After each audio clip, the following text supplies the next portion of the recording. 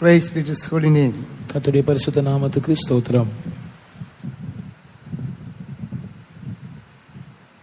1 Thessalonians chapter 4 முதலாம் தெசலோனிக்கேயர் 4ஆம் அதிகாரம் verse 16 and 17. 16 மற்றும் 17ஆம் வசனங்கள். ஏனெனில் கர்த்தர் தாமே ஆரவாரத்தோடும் பிரதான தூதனுடைய சத்தத்தோடும் தெய்வ எக்காலத்தோடும் வானத்திலிருந்து இறங்கி வருவார். அப்பொழுது கிறிஸ்துவுக்குள் மரித்தவர்கள் முதலாவது எழுந்திருப்பார்கள்.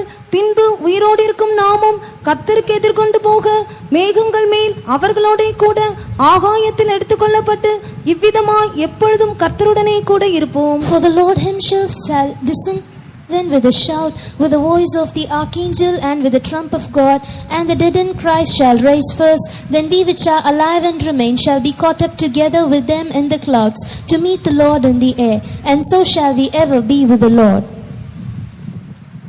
Praise be to His holy name. கர்த்தருடைய பரிசுத்த நாமத்துக்கு ஸ்தோத்திரம். In these verses we read what will happen at the coming of the Lord. இந்த வசனங்களில் கர்த்தருடைய வருகையின் போது என்ன சம்பவிக்கும் என்பதை குறித்து நாம் வாசிக்கிறோம். When we look at the signs which are happening around the world, surely the Lord is coming soon. உலகத்திலே நம்மை சுற்றிலும் நடக்கிறதான சம்பவங்களை எல்லாம் நாம் பார்க்கும்போது நிச்சயமாக நம்முடைய கர்த்தர் சீக்கிரமாக வருகிறார் என்று நாம் சொல்ல முடியும். At any time Jesus may come. எந்த நிமிஷத்திலும் இயேசு வரலாம். We must be prepared to meet him when he comes. அவர் வரும்போது அவரை சந்திப்பதற்கு நாம் ஆயத்தமாய் இருக்க வேண்டும். At his coming what will happen? அவருடைய வருகையின் போது என்ன நடக்கும்? As we have read in those verses, those who are dead in Christ will rise first. நாம் இந்த வசனங்களில் வாசித்தது போல கிறிஸ்துவுக்குள் மரித்தவர்கள் முதலாவது எழுந்திருப்பார்கள். Those who are alive and remain, they will be caught up within a twinkle of an eye. பின்பு உயிரோடு இருக்கிறவர்கள் ஒரு க்ஷண பொழுதிலே கண்ணிமைக்கும் நேரத்திலே அவர்கள் எடுத்துக்கொள்ளப்படுவார்கள். So who will rise first and who will be caught up at his coming? யார் முதலாவது உயிரோடு எழுந்திருப்பார்கள்? யார் அவருடைய வருகையில் எடுத்துக்கொள்ளப்படுவார்கள்? Those who are dead in Christ. கிறிஸ்துவுக்குள் மரித்தவர்கள். Note the word in Christ. கிறிஸ்துவுக்குள் என்கிற அந்த பதத்தை கவனியுங்கள். All will not be able to hear the trumpet sound when Jesus comes. இயேசு வரும்போது எல்லாராலும் அந்த எக்கால சத்தத்தை கேட்க முடியாது. Only those who are in Christ will hear. கிறிஸ்துவுக்குள் இருக்கிறவர்கள் மாத்திரமே அதை கேட்பார்கள். Those who are dead in Christ will rise first. கிறிஸ்துவுக்குள் மரித்தவர்கள் முதலாவது உயிரோடு எழுந்திருப்பார்கள். And those who are alive and remain in Christ, they will be caught up within a twinkle of an eye. உயிரோடு இருந்து கிறிஸ்துவுக்குள் ஜீவிக்கிறவர்கள் அவர்கள் ஒரு கண்ணிமைக்கும் நேரத்திலே மறுரூபப்படுவார்கள், எடுத்துக்கொள்ளப்படுவார்கள். So all will not be caught up at the coming of the Lord Jesus Christ, only those who are in Christ. எனவே நம்முடைய கர்த்தராகிய இயேசு கிறிஸ்துவின் வருகையிலே எல்லாரும் எடுத்துக்கொள்ளப்பட மாட்டார்கள். கிறிஸ்துவுக்குள் இருக்கிறவர்கள் மாத்திரமே எடுத்துக்கொள்ளப்படுவார்கள். Whether they are dead or alive, they must be in Christ. அவர்கள் மரித்தவர்களாய் இருந்தாலும் உயிரோடு இருக்கிறவர்கள் ஆனாலும் அவர்கள் கிறிஸ்துவுக்குள் இருக்கிறவர்களாய் காணப்பட வேண்டும். About the coming of the Lord Jesus Christ, the Lord revealed this truth to the church in Thessalonica. Thessalonica சபைக்கு கர்த்தருடைய வருகை குறித்ததான இந்த ரகசியத்தை தேவன் வெளிப்படுத்தினார் என்று நாம் பார்க்கிறோம். Why did the Lord reveal this truth of his coming to this church? ஏன் இந்த சபைக்கு ஆண்டவர் அவருடைய வருகை குறித்ததான சத்தியத்தை வெளிப்படுத்த வேண்டும்? When we read 1 Thessalonians chapter 1, that is first chapter, முதலாம் தெசலோனிக்கேயரின் முதலாம் அதிகாரத்தை நாம் வாசிக்கும்போது we can understand why the Lord revealed about his coming to this church. தம்முடைய வருகையை குறித்து தேவன் ஏன் இந்த சபைக்கு வெளிப்படுத்தினார் என்பதை நாம் அங்கே அறிந்து கொள்ளலாம். Because the church of the Thessalonians were in God the Father and Son Jesus Christ. ஏனென்றால் தெசலோனிக்கே சபையார் பிதாவாகிய தேவனுக்குள்ளும் கர்த்தராகிய இயேசுவுக்குள்ளும் இருக்கிறவர்களாக காணப்பட்டார்கள். When we read the verse 1, முதலாம் வசனத்தை நாம் வாசிக்கும்போது பவுலும் சில்வானும் தீமோத்தேயும் பிதாவாகிய தேவனுக்குள்ளும் கர்த்தராகிய இயேசு கிறிஸ்துவுக்குள்ளும் இருக்கிற தெசலோனிக்கேயர் சபைக்கு எழுதுகிறதாவது, நம்முடைய பிதாவாகிய தேவனாலும் கர்த்தராகிய இயேசு கிறிஸ்துவினாலும் உங்களுக்கு கிருபையும் சமாதானமும் உண்டாவதாக. Paul and Silvanus and Timotheus unto the church of the Thessalonians which is in God the Father and in the Lord Jesus Christ, grace be unto you and peace from God our Father and the Lord Jesus Christ. So this church in Thessalonica was found in God the Father and Son Jesus Christ. Thessalonica பட்டணத்தில் இருந்ததான இந்த சபையானது பிதாவாகிய தேவனுக்குள்ளும் கர்த்தராகிய இயேசு கிறிஸ்துவுக்குள்ளும் காணப்பட்டது. Not only everyone should be found in Christ Jesus, but the church also should be found in God the Father and Son Jesus Christ. தனிப்பட்ட விதத்தில் ஒவ்வொருவரும் கிறிஸ்துவுக்குள் காணப்பட வேண்டியது மாத்திரமல்ல, சபை முழுவதும் கூட பிதாவாகிய தேவனுக்குள்ளும் கர்த்தராகிய இயேசு கிறிஸ்துவுக்குள்ளும் இருக்கிறதாக காணப்பட வேண்டும். Jesus is coming for the church which is in God the Father and Son Jesus Christ. பிதாவாகிய தேவனுக்குள்ளும் கர்த்தராகிய இயேசு கிறிஸ்துவுக்குள்ளும் இருக்கிறதான ஒரு சபைக்காக தான் இயேசு வருகிறார். So we must make sure that we are in the church which is in God the Father and Son Jesus Christ. எனவே நாம் ஒரு சபையாக கர்த்தராகிய இயேசு கிறிஸ்துவுக்குள்ளும் பிதாவாகிய தேவனுக்குள்ளும் இருக்கிற சபையாக காணப்பட வேண்டும் என்பதை உறுதிப்படுத்திக் கொள்ள வேண்டும். Which is the church which is in God the Father and Son Jesus Christ? எந்த சபை பிதாவாகிய தேவனுக்குள்ளும் கர்த்தராகிய இயேசு கிறிஸ்துவுக்குள்ளும் காணப்படுகிறது? When we read 1 John chapter 1 verse 3, முதலாம் யோவான் முதலாம் அதிகாரம் 3ஆம் வசனத்தை நாம் வாசிக்கும்போது, நீங்களும் எங்களோட ஐக்கியமுள்ளவர்கள் ஆகும்படி நாங்கள் கண்டும் கேட்டும் இருக்கிறதை உங்களுக்கும் அறிவிக்கிறோம். எங்களுடைய ஐக்கியம் பிதாவோடும் அவருடைய குமாரனாகிய இயேசு கிறிஸ்துவோடும் இருக்கிறது. That which we have seen and heard declare we unto you, that ye also may have fellowship with us. And truly our fellowship is with the Father and with his Son Jesus Christ. so the apostles have fellowship with God the Father and Son Jesus Christ. அப்போஸ்தலர்கள் பிதாவாகிய தேவனோடும் குமாரனாகிய இயேசு கிறிஸ்துவோடும் கூட ஐக்கியம் உள்ளவர்களாக இருக்கிறார்கள். And he says your fellowship should be with us. அவர் உங்களுடைய ஐக்கியம் எங்களோடு இருக்க வேண்டும் என்று எழுதுகிறார். When we have the fellowship with the apostles who have fellowship with God the Father and Son Jesus Christ, then we are in the church which is in God the Father and Son Jesus Christ. பிதாவாகிய தேவனோடும் குமாரனாகிய இயேசு கிறிஸ்துவோடும் ஐக்கியம் உள்ளவர்களாக இருக்கிற அப்போஸ்தலர்களோடு நாம் ஐக்கியம் உள்ளவர்களாக இருக்கும்போது பிதாவாகிய தேவனுக்குள்ளும் கர்த்தராகிய இயேசு கிறிஸ்துவுக்குள்ளும் இருக்கிறதான ஒரு சபையிலே நாம் இருக்கிறோம் என்று நாம் விளங்கிக் கொள்கிறோம். Praise be to his holy name. கர்த்தருடைய பரிசுத்த நாமத்துக்கு ஸ்தோத்திரம்.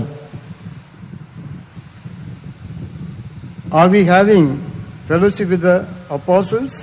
நாம் அப்போஸ்தலர்களோடு ஐக்கியம் உள்ளவர்களாக இருக்கிறோமா?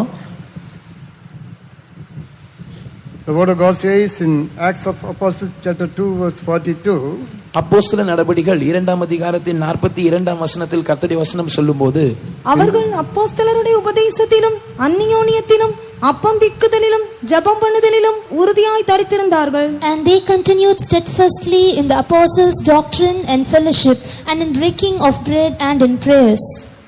even in these days we must have fellowship with the apostles and the doctrines of apostles. இந்த நாட்களில் நாம் அப்போஸ்தலர்களோடு கூட அப்போஸ்தலருடைய உபதேசத்தோடு கூட ஐக்கியமுள்ளவர்களாய் இருக்க வேண்டும். We must live according the doctrines of apostles. நாம் அப்போஸ்தலருடைய உபதேசத்தின்படி ஜீவிக்கிறவர்களாய் இருக்க வேண்டும். Because the apostles have fellowship with God the Father and Son Jesus Christ. ஏனென்றால் இந்த அப்போஸ்தலர்கள் பிதாவாகிய தேவனோடும் குமாரனாகிய இயேசு கிறிஸ்துவோடும் ஐக்கியமுள்ளவர்களாய் இருக்கிறார்கள். We cannot have direct fellowship with God the Father and Son Jesus Christ unless we have fellowship with the apostles who have fellowship with God the Father and Son Jesus Christ. பிதாவாகிய தேவனோடும் குமாரனாகிய கிறிஸ்துவோடும் ஐக்கியம் உள்ளவர்களாய் இருக்கிற அந்த அப்போஸ்தலர்களோடு நாம் ஐக்கியப்படாமல் நேரடியாக பிதாவாகிய தேவனோடும் குமாரனாகிய இயேசு கிறிஸ்துவோடும் ஐக்கியமாய் இருப்பது கூடாத காரியம். The Lord is revealing all the mysteries to the consecrated saints of God, the apostles. பிரதிஷ்டை பண்ணப்பட்ட கர்த்தருடைய ஊழியர்களாகிய அப்போஸ்தலருக்கு தான் தேவன் எல்லா ரகசியங்களையும் வெளிப்படுத்துகிறார்.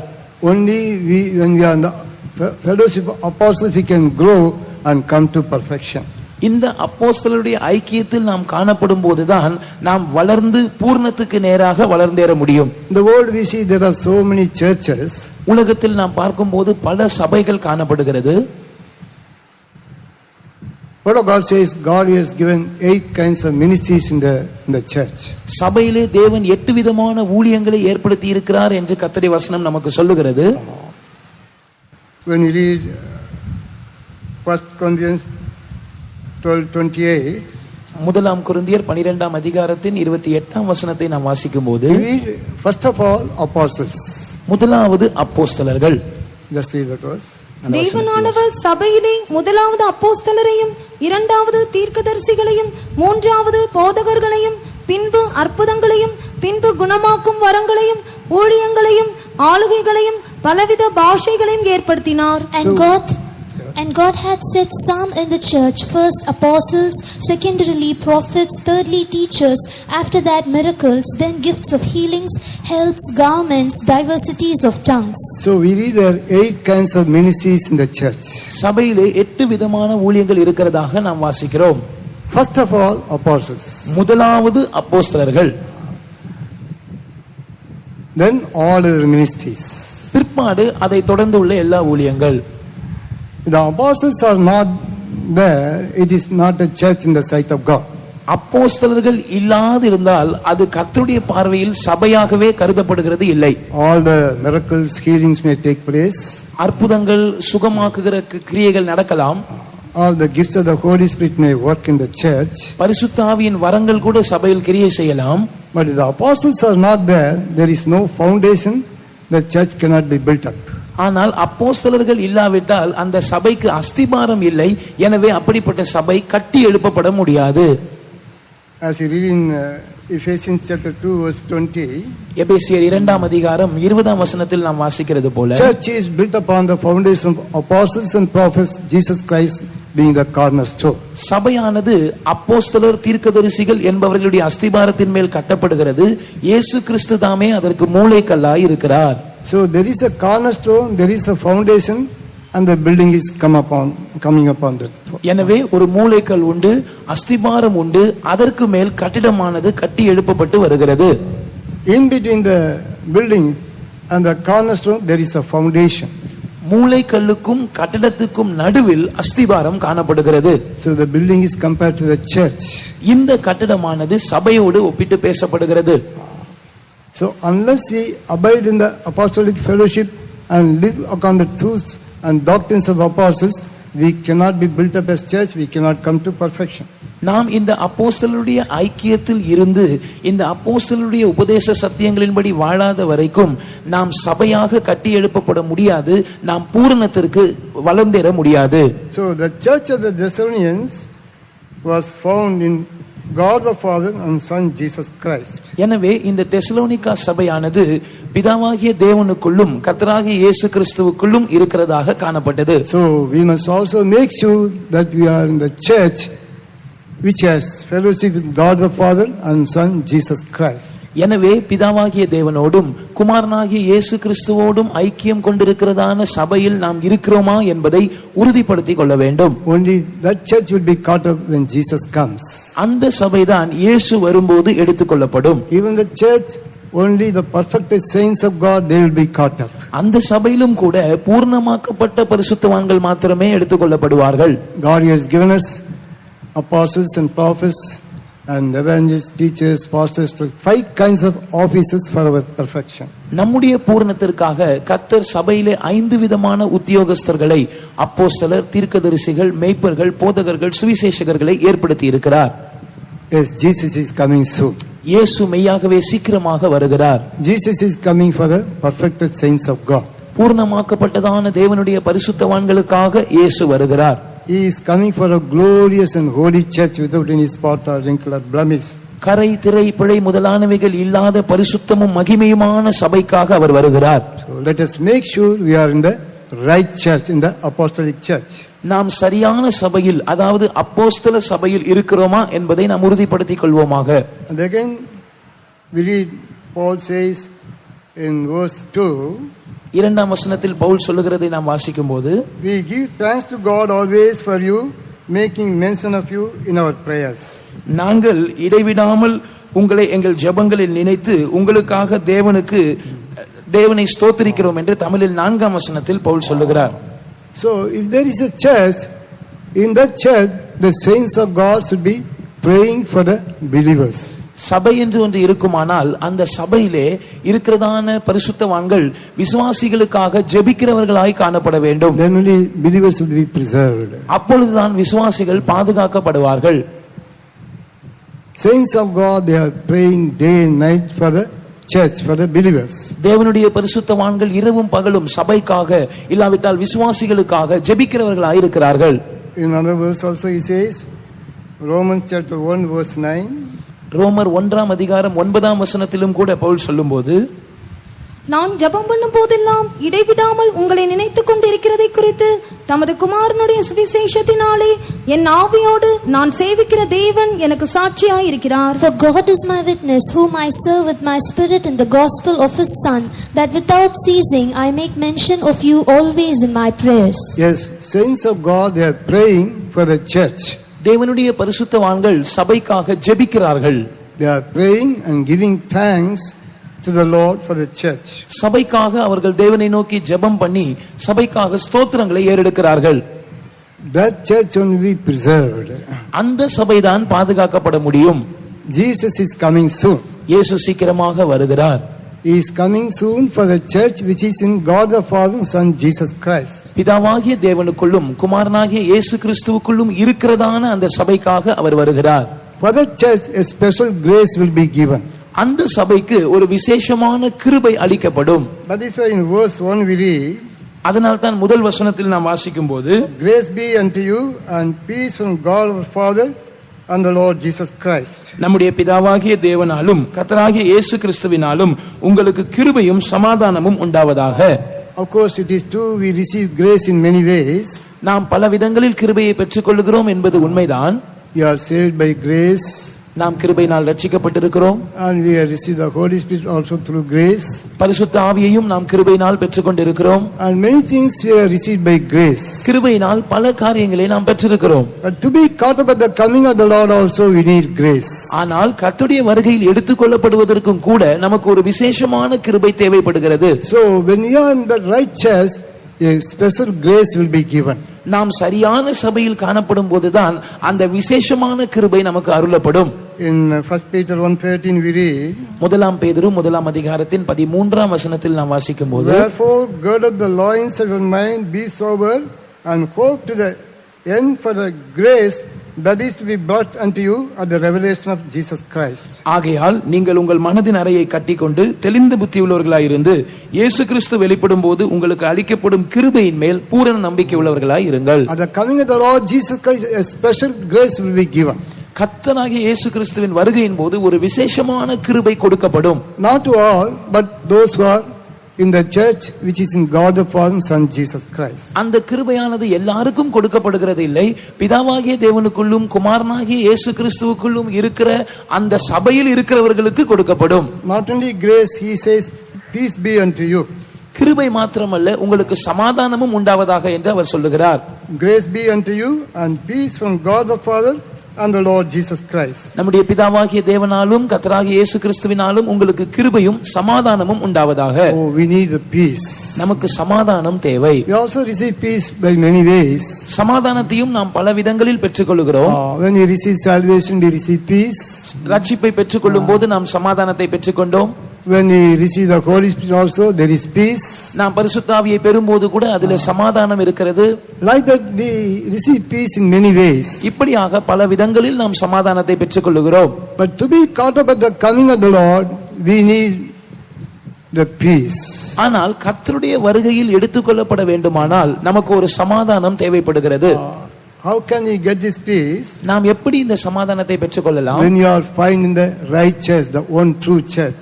நீங்கள் உண்மையான சபையிலே, அந்த ஒரு உண்மையான சபையில் நீங்கள் காணப்படும் போது நீங்கள் அதை பெற்றுக்கொள்ளலாம். That is why in Colossians chapter 3 verse 15 we read, அதனால் தான் கொலோசியர் 3ஆம் அதிகாரம் 15ஆம் வசனத்தில் நாம் வாசிக்கும் போது, and that the peace of God rule in your heart, to the which also we are called in one body, and be thankful. தேவ சமாதானம் உங்கள் இருதயங்களில் ஆளக்கடவது, இதற்கென்றே நீங்கள் ஒரே சரீரமாக அழைக்கப்பட்டீர்கள், நன்றி அறிதல் உள்ளவர்களாயும் இருங்கள். So we must be found in the body, எனவே நாம் அந்த body of Christ, that is the church. நாம் அந்த கிறிஸ்துவின் சரீரமாகிய சபையில் காணப்பட வேண்டும். When you are found the true church, peace of God will reign in our life. நாம் உண்மையான சபையில் காணப்படும் போது தேவ சமாதானம் நம்முடைய இருதயங்களில் ஆளுகை செய்யும். We have peace. நமக்கு சமாதானம் காணப்படும். We have a peace that you will be caught up at the coming of the Lord. கர்த்தருடைய வருகையில் எடுத்துக் கொள்ளப்படுவதற்கு ஏதுவான ஒரு சமாதானம் நமக்கு கிடைக்கும். So word of God says we must be found of him in peace. நாம் அவருக்குள் சமாதானம் உள்ளவர்களாய் காணப்பட வேண்டும் என்று நாம் வாசிக்கிறோம். Which we read in 2 Peter chapter 2 verse 13 and 14. இரண்டாம் பேதுரு 2ஆம் அதிகாரம் 13-14 வசனங்களில் நாம் இதை வாசிக்கிறோம். When he comes, we must be found of him in peace. அவர் வரும்போது நாம் சமாதானத்தோடு அவருக்குள், இல்லாவிட்டால் அவருடைய சந்நிதியில் காணப்பட வேண்டும். So how do we have this peace? When we are in the true church, one church. நாம் உண்மையான சபையில், அந்த ஒரு சரியான சபையில் இருக்கும்போதுதான் இந்த சமாதானம் நமக்கு கிடைக்கும். That is why he says, grace be unto you and also peace be unto you. எனவே தான் அப்போஸ்தலன் சொல்லும்போது உங்களுக்கு கிருபையும் சமாதானமும் உண்டாவதாக என்று சொல்லுகிறார். And the apostles are praying for the church. அது மாத்திரமல்ல, அப்போஸ்தலர்கள் சபைக்காக ஜெபிக்கிறவர்களாய் இருக்கிறார்கள். When we come to 1 Thessalonians chapter 1 verse 3, முதலாம் தெசலோனிக்கேயர் 1ஆம் அதிகாரம் 3ஆம் வசனத்துக்கு நாம் கடந்து வரும்போது, he says, remembering without ceasing your work of faith and the labor of love and the patience of hope in our Lord Jesus Christ, in the sight of God and our Father. உங்கள் விசுவாசத்தின் கிரியையும் உங்கள் அன்பின் பிரயாசத்தையும் நம்முடைய கர்த்தராகிய இயேசு கிறிஸ்துவின் மேல் உள்ள உங்கள் நம்பிக்கையின் பொறுமையையும் நம்முடைய பிதாவாகிய தேவனுக்கு முன்பாக நாங்கள் இடைவிடாமல் நினைவு கூறுகிறோம். So in the church, the believers not only had faith, but they had the work of faith. அந்த சபையிலே விசுவாசிகள் விசுவாசம் உள்ளவர்களாய் இருந்தது மாத்திரமல்ல, விசுவாசத்தின் கிரியைகளை உடையவர்களாய் இருந்தார்கள். Even so, not only we must have faith, but we must be able to reveal the faith in our works. நமக்கு விசுவாசம் இருப்பது மாத்திரம் போதாது, அந்த விசுவாசத்தை நம்முடைய கிரியைகள் மூலமாக நாம் வெளிப்படுத்துகிறவர்களாய் இருக்க வேண்டும். If you are not able to reveal the faith in works, that faith is dead, the word of God says. விசுவாசத்தை கிரியைகளில் நம்மால் வெளிப்படுத்த முடியாவிட்டால் அப்படிப்பட்ட விசுவாசம் செத்த விசுவாசம் என்றுதான் கர்த்தருடைய வசனம் சொல்லுகிறது. In James chapter 2 verse 20, யாக்கோபு 2ஆம் அதிகாரம் 20ஆம் வசனத்தில், வீணான மனுஷனே, கிரியைகள் இல்லாத விசுவாசம் செத்ததென்று நீ அறிய வேண்டுமோ? But wilt thou know, O vain man, that faith without works is dead? faith without works is dead. கிரியைகள் இல்லாத விசுவாசம் செத்தது. If we have faith, we must be able to show our faith in works. உங்களுக்கு விசுவாசம் இருக்குமானால் அந்த விசுவாசத்தை நாம் கிரியைகளில் காண்பிக்கிறவர்களாய் இருக்க வேண்டும். Otherwise our faith is dead. இல்லாவிட்டால் நம்முடைய விசுவாசம் செத்ததாய் இருக்கிறது. Christ with his holy name. கர்த்தருடைய பரிசுத்த நாமத்துக்கு ஸ்தோத்திரம். We also read about Abraham in the subsequent verse. நாம் அதை தொடர்ந்துள்ள வசனங்களில் ஆபிரகாமை பற்றி வாசிக்கிறோம். Read that verse please. யாக்கோபு 2ஆம் அதிகாரம் 21ஆம் வசனம். நம்முடைய பிதாவாகிய ஆபிரகாம் தன் குமாரன் ஈசாக்கை பலிபீடத்தின் மேல் செலுத்தின போது கிரியைகளினாலே அல்லவோ நீதிமான் ஆக்கப்பட்டான். Yes, we see how Abraham revealed his faith in works. எப்படி ஆபிரகாம் தன்னுடைய விசுவாசத்தை கிரியைகளில் வெளிப்படுத்தினான் என்பதை நாம் இங்கே When பார்க்கிறோம். God asked him to sacrifice his son Isaac, he was prepared to do so. தேவன் அவனுடைய குமாரனாகிய ஈசாக்கை ஆபிரகாம் பலி செலுத்த வேண்டும் என்று சொன்னபோது அவன் அதை கிரியைகளில் செலுத்தக்கூடியவனாய் இருந்தான். He had a faith. அவனுக்கு ஒரு விசுவாசம் இருந்தது. God gave him the promise. தேவன் அவனுக்கு ஒரு வாக்குத்தத்தம் கொடுத்திருந்தார். He had a faith that even if he sacrificed Isaac, God was able to raise him. ஈசாக்கை தான் பலி செலுத்தினாலும் கூட தேவன் அவனை எழுப்ப வல்லவராய் இருக்கிறார் என்கிற விசுவாசம் ஆபிரகாமுக்கு இருந்தது. Faith without works is dead. கிரியைகள் இல்லாத விசுவாசம் செத்ததாய் இருக்கிறது. Are you able to show our faith in works? நம்முடைய விசுவாசத்தை கிரியைகளில் வெளிப்படுத்த நம்மால் முடிகிறதா? One day in one place a circus was going on.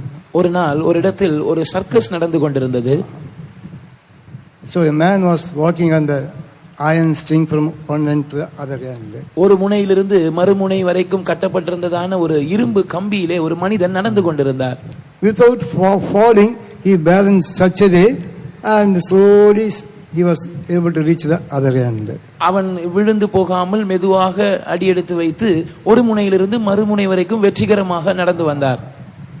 And after reaching the other end, அந்த மறு கரைக்கு அவர் வந்த பிற்பாடு he put a trolley on the iron string and slowly moving the trolley without making the trolley to fall, and he was able to reach the other end. அதே கம்பியிலே அவர் ஒரு டிராலியை வைத்து அந்த டிராலியை மெதுவாக தள்ளி கொண்டு அந்த டிராலி விழுந்து போகாத வண்ணம் இந்த கரைக்கு வந்து சேர்ந்தார். Then people all clapped hands.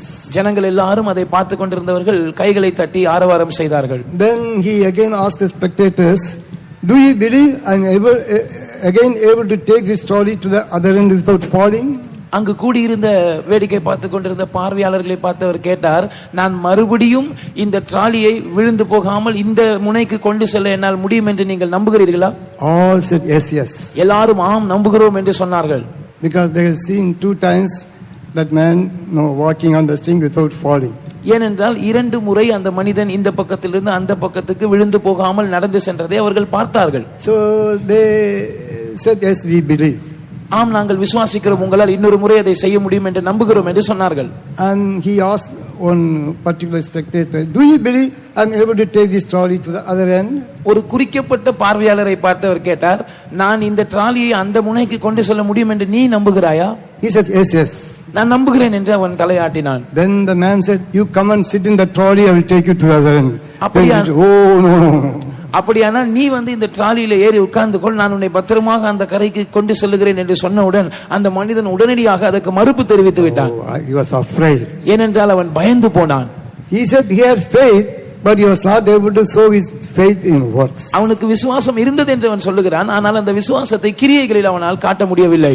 This is the case of many children of God. இதுதான் பல தேவனுடைய பிள்ளைகளுடைய நிலவரமாக இருக்கிறது. They say they have faith, but when trials come, they are not able to show their faith in works. தங்களுக்கு விசுவாசம் இருப்பதாக அவர்கள் சொல்லுகிறார்கள், ஆனால் சோதனைகள் வரும்போது தேவன் மேல் இருக்கிறதான விசுவாசத்தை கிரியைகளில் வெளிப்படுத்த முடியாமல் போகிறார்கள். They say they trust in the Lord for healing, சுகத்திற்காக நாங்கள் தேவனை நம்பி இருக்கிறோம் என்று அவர்கள் சொல்லுகிறார்கள். but when some serious sickness comes, they are not able to show their faith in works. ஆனால் சில தீவிரமான வியாதிகள் வரும்போது தங்களுடைய விசுவாசத்தை கிரியைகளில் வெளிப்படுத்த முடியாமல் போகிறார்கள். They are afraid. ஏனென்றால் அவர்கள் பயப்படுகிறார்கள். Oh, the Lord may forsake me.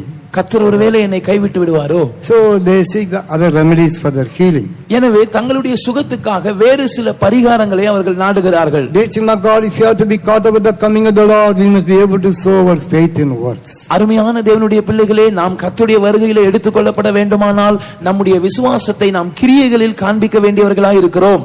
So the church was able to show the faith in works. They had the work of faith. இந்த சபையானது விசுவாசத்தின் கிரியையை உடையவர்களாய் இருந்து தங்களுடைய விசுவாசத்தை கிரியைகளினால் நிரூபித்து காட்டுகிறவர்களாய் இருந்தார்கள். Not only that, we read and the labor of love. அது மாத்திரமல்ல, அவர்களுக்கு அன்பின் பிரயாசம் இருந்தது என்று நாம் வாசிக்கிறோம். Not only they had love, but they were able to show the love also in works. அவர்களுக்கு அன்பு இருந்தது என்று சொல்லப்படாமல் அவர்களுடைய அன்பையும் கிரியை, they had love. அவர்களுக்கு அன்பு இருந்தது மாத்திரமல்ல, அந்த அன்பை தங்களுடைய பிரயாசத்தினால் அவர்கள் வெளிப்படுத்தினார்கள். So like faith, the love also should be shown in works. விசுவாசத்தை போல அன்பும் கூட கிரியைகளில் வெளிப்படுத்தப்பட வேண்டும். Labor of love. அதுதான் அன்பின் பிரயாசம். If we have love, then that love will labor. நமக்கு அன்பு இருக்கும் என்று சொன்னால் அந்த அன்பு பிரயாசப்படுகிற அன்பாக இருக்கும். That love will be revealed in works. அந்த அன்பு கிரியைகளில் வெளிப்படுகிறதா இருக்கும். For example, we say Jesus is love. உதாரணமாக இயேசு அன்பா இருக்கிறார் என்று நாம் பார்க்கிறோம். He loved us. அவர் நம்மை நேசித்தார். How did he know that he loved us?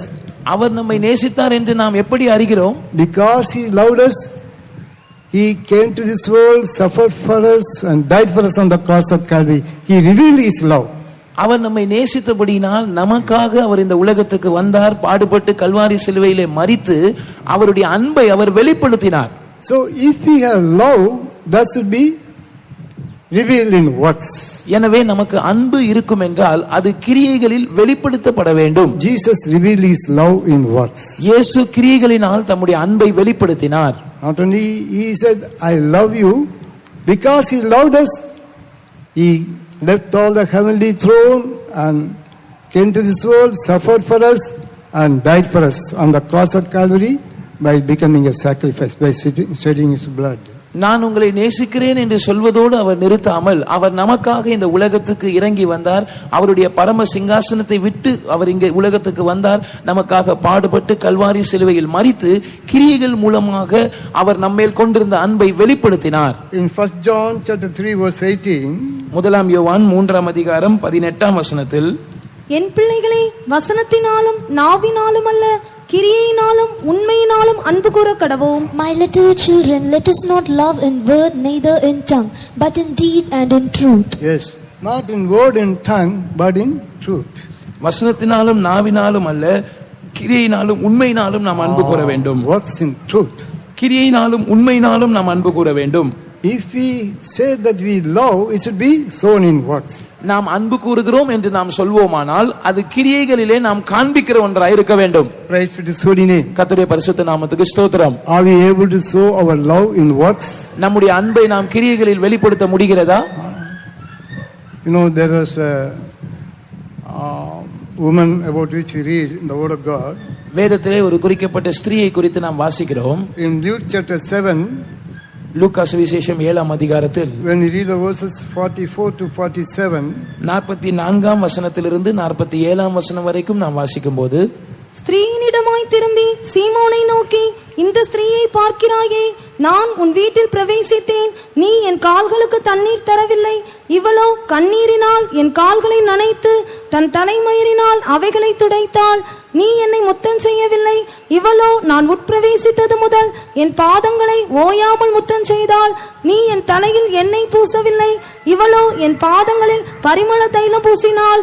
ஆதலால் நான் உனக்கு சொல்லுகிறேன், இவள் செய்த அநேக பாவங்கள் மன்னிக்கப்பட்டது, இவள் மிகவும் அன்பு கூர்ந்தாளே. எவனுக்கு கொஞ்சம் மன்னிக்கப்படுகிறதோ அவன் கொஞ்சமாய் அன்பு கூறுவான் என்று சொல்லி. And he turned to the women and said unto Simon, Seest thou this woman? I entered into thine house, thou gavest me no water for my feet, but she hath washed my feet with tears and wiped them with the hairs of her head. Thou gavest me no kiss, but this woman since the time I came in hath not ceased to kiss my feet. My head with oil thou didst not anoint, but this woman hath anointed my feet with ointment. Therefore I say unto thee, her sins which are many are forgiven, for she loved much. But to whom little is forgiven, the same loveth little. Jesus said she loved much. இயேசு அவள் அதிகமாய் அன்பு கூர்ந்தாள் என்று சொல்லுகிறார். Here we see how she was able to show her love in works. எப்படி இந்த ஸ்திரீ தன்னுடைய அன்பை கிரியைகளினால் வெளிப்படுத்தினாள் என்பதை நாம் இங்கே பார்க்கிறோம். So if we have love, it will labor.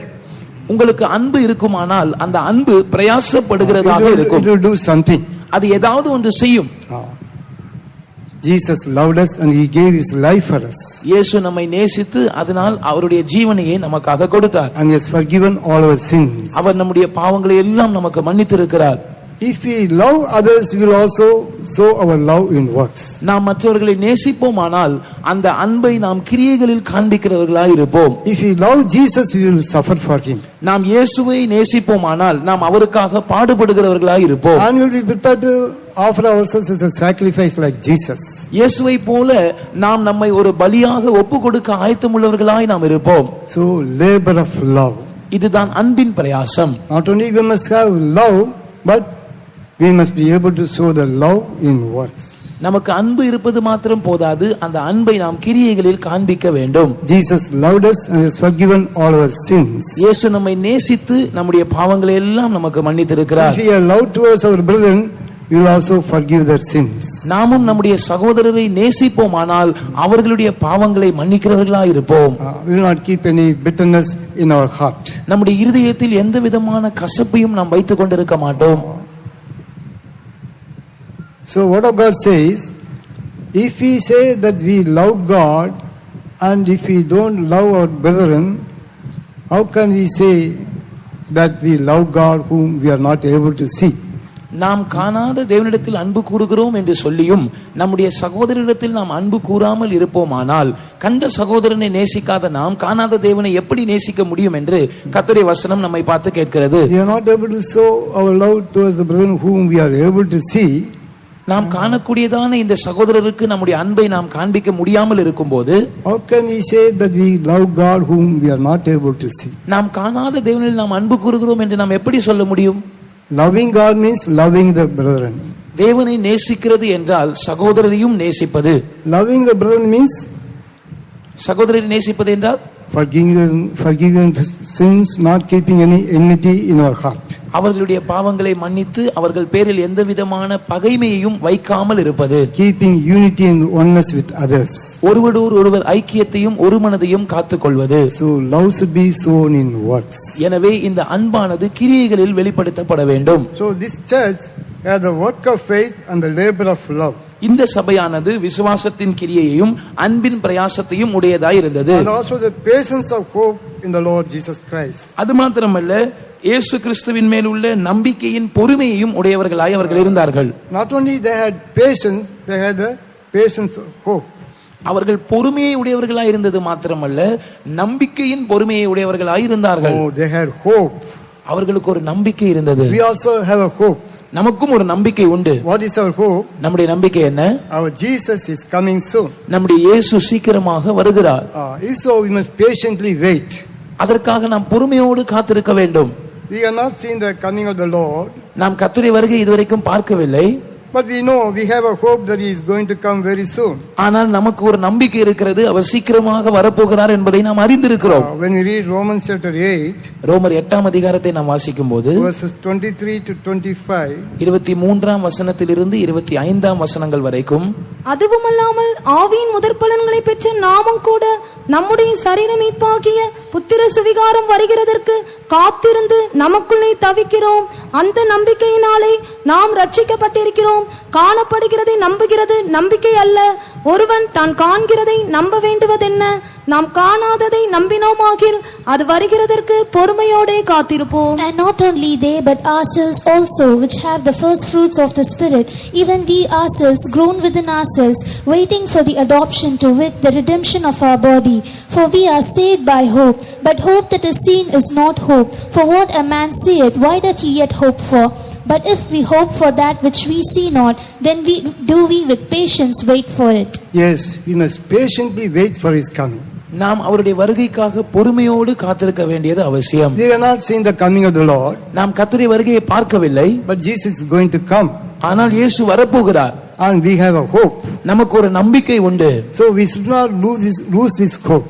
நாம் இந்த நம்பிக்கையை இழந்து போகலாகாது. When his coming is delayed, அவருடைய வருகை தாமதிக்கும் போது we should not lose our patience and hope. நம்முடைய பொறுமையையும் நம்பிக்கையும் நாம் இழந்து விடக் கூடாது. He that has said he will come, he will surely come. வருகிறேன் என்று சொன்னவர் வருவார், அவர் நிச்சயமாக வருவார். We must patiently wait for the coming of the Lord. நாம் கர்த்தருடைய வருகைக்காக பொறுமையோடு காத்திருக்க That வேண்டும். is our hope. அதுதான் நம்முடைய நம்பிக்கை. If we have hope, then we will also have patience. நமக்கு அந்த நம்பிக்கை இருக்கும் என்றால் நமக்கு பொறுமையும் கூட காணப்படும். Yes, our Jesus is coming soon. ஆம், நம்முடைய இயேசு சீக்கிரமாக வருகிறார். We must believe whatever Jesus has said. இயேசு என்னவெல்லாம் சொன்னாரோ அதை நாம் விசுவாசிக்க வேண்டும். Jesus has given us so many promises. இயேசு நமக்கு பல்வேறு வாக்குத்தத்தங்களை கொடுத்திருக்கிறார். About healing promises also. சுகத்தை பற்றியதான வாக்குத்தத்தங்களையும் அவர் கொடுத்திருக்கிறார். And about the coming of the Lord also. கர்த்தருடைய வருகை குறித்த வாக்குத்தத்தங்களையும் அவர் கொடுத்திருக்கிறார். He said, "Lo, I come quickly." இதோ நான் சீக்கிரமாய் வருகிறேன் என்று அவர் சொல்லி இருக்கிறார். He is going to fulfill all the promises. எல்லா வாக்குத்தத்தங்களையும் அவர் நிறைவேற்ற போகிறார். But we need patience. ஆனால் அதற்கு நமக்கு பொறுமை அவசியம். When we read Hebrews chapter 10 verse 36, எபிரேயர் 10ஆம் அதிகாரம் 26ஆம் வசனத்தை நாம் வாசிக்கும்போது 36ஆம் வசனத்தை வாசிக்கும்போது, நீங்கள் தேவனுடைய சித்தத்தின்படி செய்து வாக்குத்தத்தம் பண்ணப்பட்டதை பெறும்படிக்கு பொறுமை உங்களுக்கு வேண்டியதாய் இருக்கிறது. For ye have need of patience, that after ye have done the will of God, ye might receive the promise. after we have done the will of God only, we can receive the promise. நாம் தேவனுடைய சித்தத்தின்படி செய்த பிறகுதான் நாம் வாக்குத்தத்தத்தை பெற்றுக்கொள்ள முடியும். We need patience. அதற்கு நமக்கு பொறுமை அவசியம். Praise be to his holy name. கர்த்தருடைய பரிசுத்த நாமத்துக்கு ஸ்தோத்திரம். For example, God has given us many healing promises. உதாரணமாக தேவன் நமக்கு சுகத்தை பற்றிய பல வாக்குத்தத்தங்களை கொடுத்திருக்கிறார். Sometimes the healing is not taking place immediately. சில வேளை சுகமாகுதலின் வேலையானது உடனடியாக நமக்குள் நடைபெறாமல் இருக்கலாம். Sometimes we lose our patience. அப்பொழுது நாம் நம்முடைய பொறுமையை இழந்து விடுகிறோம். But we must be patient and do the will of God so that we can receive the promise. ஆனால் நாம் வாக்குத்தத்தத்தை பெற்றுக்கொள்ளும்படிக்கு நாம் பொறுமையா இருந்து தேவனுடைய சித்தத்தின்படி செய்ய வேண்டும். Sometimes we don't want to do the will of God. சிலவேளை நாம் தேவனுடைய சித்தத்தை செய்ய விரும்புகிறது இல்லை. At the same time we want healing. அதே நேரத்தில் நாம் சுகத்தை விரும்புகிறோம். But here we read, after you have done the will of God, you will receive the promise. ஆனால் இங்க வசனம் சொல்லுகிறது, நீங்கள் தேவனுடைய சித்தத்தின்படி செய்த பிற்பாடுதான் நீங்கள் வாக்குத்தத்தத்தை பெற்றுக்கொள்ள முடியும். For that you need patience. அதற்கு உங்களுக்கு பொறுமை அவசியமாய் இருக்கிறது. Praise be to His holy name. கர்த்தருடைய பரிசுத்த நாமத்துக்கு ஸ்தோத்திரம். Not only we have hope, but we must have patience. நமக்கு நம்பிக்கை இருப்பது மாத்திரமல்ல, நமக்கு பொறுமை இருக்க வேண்டியதும் அவசியம். Patience of hope. நம்பிக்கையின் பொறுமை. Our Jesus is coming soon. நம்முடைய இயேசு சீக்கிரமாக வருகிறார். That is our hope. அதுதான் நம்முடைய நம்பிக்கை. So we must patiently wait for the coming of the Lord. எனவே நாம் பொறுமையோடு கர்த்தருடைய வருகைக்காக காத்திருக்க வேண்டும். About that we also read in James chapter 5 verse 7. இதை குறித்து நாம் யாக்கோபு 5ஆம் அதிகாரத்தின் 7ஆம் வசனத்திலும் படிக்கிறோம். இப்படி இருக்க சகோதரரே, கர்த்தர் வருமளவும் நீடிய பொறுமையாயிருங்கள். இதோ பயிரிடுகிறவன் பூமியின் நற்பலனை அடைய வேண்டும் என்று முன்மாறியும் பின்மாறியும் வருமளவும் நீடிய பொறுமையோடே காத்திருக்கிறான். Be patient therefore, brethren, unto the coming of the Lord. Behold, the husbandman waited for the precious fruit of the earth, and had long patience for it, until he received the early and the latter rain. Next verse also. அடுத்த வசனம். நீங்களும் நீடிய பொறுமையோடு இருந்து உங்கள் இருதயங்களை ஸ்திரப்படுத்துங்கள், கர்த்தரின் வருகை சமீபமாயிருக்கிறது. Be ye also patient, establish your hearts, for the coming of the Lord draweth nigh. The coming of the Lord draweth nigh, be ye also patient. நீங்களும் நீடிய பொறுமையோடு இருங்கள், ஏனென்றால் கர்த்தரின் வருகை சமீபமாக இருக்கிறது. Surely our Lord will come. நிச்சயமாக நம்முடைய கர்த்தர் வருவார். So we must patiently wait for the coming of the Lord. எனவே நாம் கர்த்தருடைய வருகைக்காக பொறுமையோடு காத்திருக்க வேண்டும். We should not lose our hope. நம்முடைய நம்பிக்கையை நாம் இழந்து போக கூடாது. We don't have any other hope in this world. இந்த உலகத்தில் நமக்கு இதை தவிர வேற எந்த நம்பிக்கையும் இல்லை. We are all waiting for the coming of the Lord. நாம் எல்லாரும் கர்த்தருடைய வருகைக்காக காத்துக் கொண்டிருக்கிறோம். So because the church in Thessalonica, they had the work of faith and the labor of love and the patience of hope, the Lord revealed about His coming to His church. இந்த Thessalonica சபையார் அவர்கள் விசுவாசத்தின் கிரியையும் அன்பின் பிரயாசத்தையும் நம்பிக்கையின் பொறுமையும் உடையவர்களாய் இருந்தபடினாலே தம்முடைய வருகை குறித்ததான சத்தியங்களை இந்த சபைக்கு தேவன் வெளிப்படுத்தினார். Not only that, in the verse 4 we read, அது மாத்திரமல்ல, நாம் 4ஆம் வசனத்தில் வாசிக்கும் போது, knowing, brethren, beloved, your election of God. 3ஆம் வசனம் தமிழில், நீங்கள் தெரிந்து கொள்ளப்பட்டவர்கள் என்று நாங்கள் அறிந்து. So he says your election of God. தேவனுடைய தெரிந்து கொள்ளுதலை பற்றி அவர் பேசுகிறார். We must know that we are the chosen people. நாம் தெரிந்து கொள்ளப்பட்ட ஜனங்கள் என்பதை நாம் அறிந்திருக்க வேண்டும்.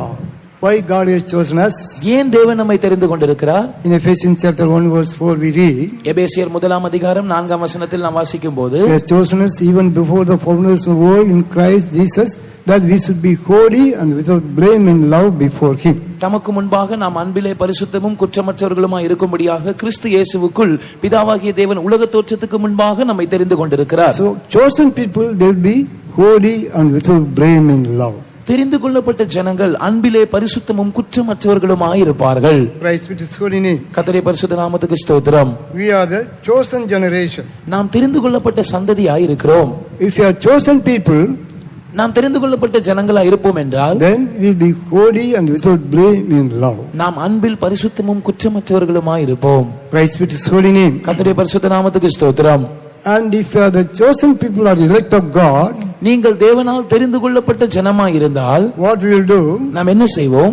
is elect of God, as we read in Colossians chapter 3 verse 12 and 13.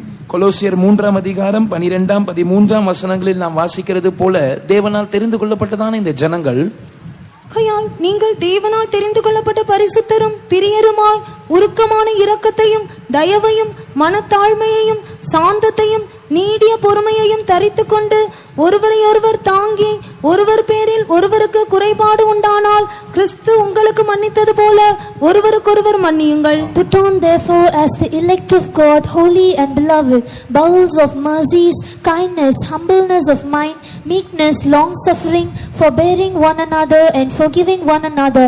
If any man have a quarrel against any, even as Christ forgave you, so also do ye. So as elect of God will put on all these divine characters. தேவனால் தெரிந்து கொள்ளப்பட்டவர்கள் இந்த எல்லா தெய்வீகமான சுபாவங்களையும் தரித்துக் கொண்டிருப்பார்கள். And also forbear one another and forgive one another. அவர்கள் ஒருவரை ஒருவர் தாங்கி ஒருவரை ஒருவர் மன்னிக்கிறவர்களாக இருப்பார்கள். Are we elect of God? நீங்கள் தேவனால் தெரிந்து கொள்ளப்பட்டவர்களா?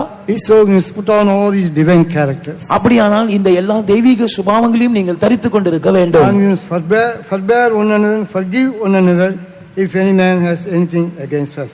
ஒருவரை ஒருவர் தாங்கி ஒருவர் பேரில் ஒருவருக்கு குறைபாடு உண்டானால் நாம் ஒருவருக்கொருவர் மன்னிக்க வேண்டும். As how Christ has forgiven us. கிறிஸ்து உங்களுக்கு மன்னித்தது போல நாம் மன்னிக்க வேண்டும். Praise be His holy name. கர்த்தருடைய பரிசுத்த நாமத்துக்கு ஸ்தோத்திரம். We are the chosen generation. நாம் தெரிந்து கொள்ளப்பட்ட சந்ததியா இருக்கிறோம். We are the elect of God. நாம் தேவனால் தெரிந்து கொள்ளப்பட்டவர்கள். You must have the faith of God's elect. நாம் தெரிந்து கொள்ளப்பட்டவர்களுடைய விசுவாசத்தை உடையவர்களாக இருக்க வேண்டும். As you read in Titus chapter 1 verse 1. தீத்து 1 வசனத்தில் நாம் இதை பற்றி வாசிக்கிறோம். You must have the faith of God's elect. தேவனால் தெரிந்து கொள்ளப்பட்டவர்களுக்கு உண்டான அந்த விசுவாசத்தை நாம் உடையவர்களாக இருக்க வேண்டும். That means I am the elect of God. அதாவது நான் தேவனால் தெரிந்து கொள்ளப்பட்டவன் என்கிற விசுவாசத்தை Surely I will be caught up at the coming of the Lord. I will not be left out. நிச்சயமாக நான் கர்த்தருடைய வருகையில் எடுத்துக்கொள்ளப்படுவேன், நான் கைவிடப்பட மாட்டேன். So we must have the faith of God's elect. தேவனால் தெரிந்து கொள்ளப்பட்டவர்கள் என்கிற அந்த விசுவாசம் நமக்கு இருக்க வேண்டும். So the people in Thessalonica, they had all this faith. Thessalonica சபையார் இந்த எல்லா விசுவாசத்தையும் உடையவர்களாக இருந்தார்கள். They were the chosen people. அவர்கள் தெரிந்து கொள்ளப்பட்ட ஜனங்களாக இருந்தார்கள். We must also be called as a chosen generation, chosen people. நாமும் தெரிந்து கொள்ளப்பட்ட சந்ததி, தெரிந்து கொள்ளப்பட்ட ஜனங்கள் என்று அழைக்கப்பட வேண்டும். We must be called as the elect of God. நாம் தேவனால் தெரிந்து கொள்ளப்பட்டவர்கள் என்று அழைக்கப்பட வேண்டும். Why God has chosen us? ஏன் தேவன் நம்மை தெரிந்து கொண்டிருக்கிறார்? In order to bring forth fruits unto Him. அவருக்கென்று நாம் கனிகளை கொடுக்கும்படியாக. In John 15 verse 16, யோவான் 15 வசனத்தில், நீங்கள் என்னை தெரிந்து கொள்ளவில்லை, நான் உங்களை தெரிந்து கொண்டேன். நீங்கள் என் நாமத்தினாலே பிதாவை கேட்டுக்கொள்வது எதுவோ அதை அவர் உங்களுக்கு கொடுக்கத்தக்கதாக நீங்கள் போய் கனி கொடுக்கும்படிக்கும் உங்கள் கனி நிலைத்திருக்கும்படிக்கும் நான் உங்களை ஏற்படுத்தினேன். Ye have not chosen me, but I have chosen you and ordained you, that ye should go and bring forth fruit, and that your fruit should remain, that whatsoever ye shall ask of the Father in my name, he may give it to you. the Lord has chosen us to bring forth fruits unto Him.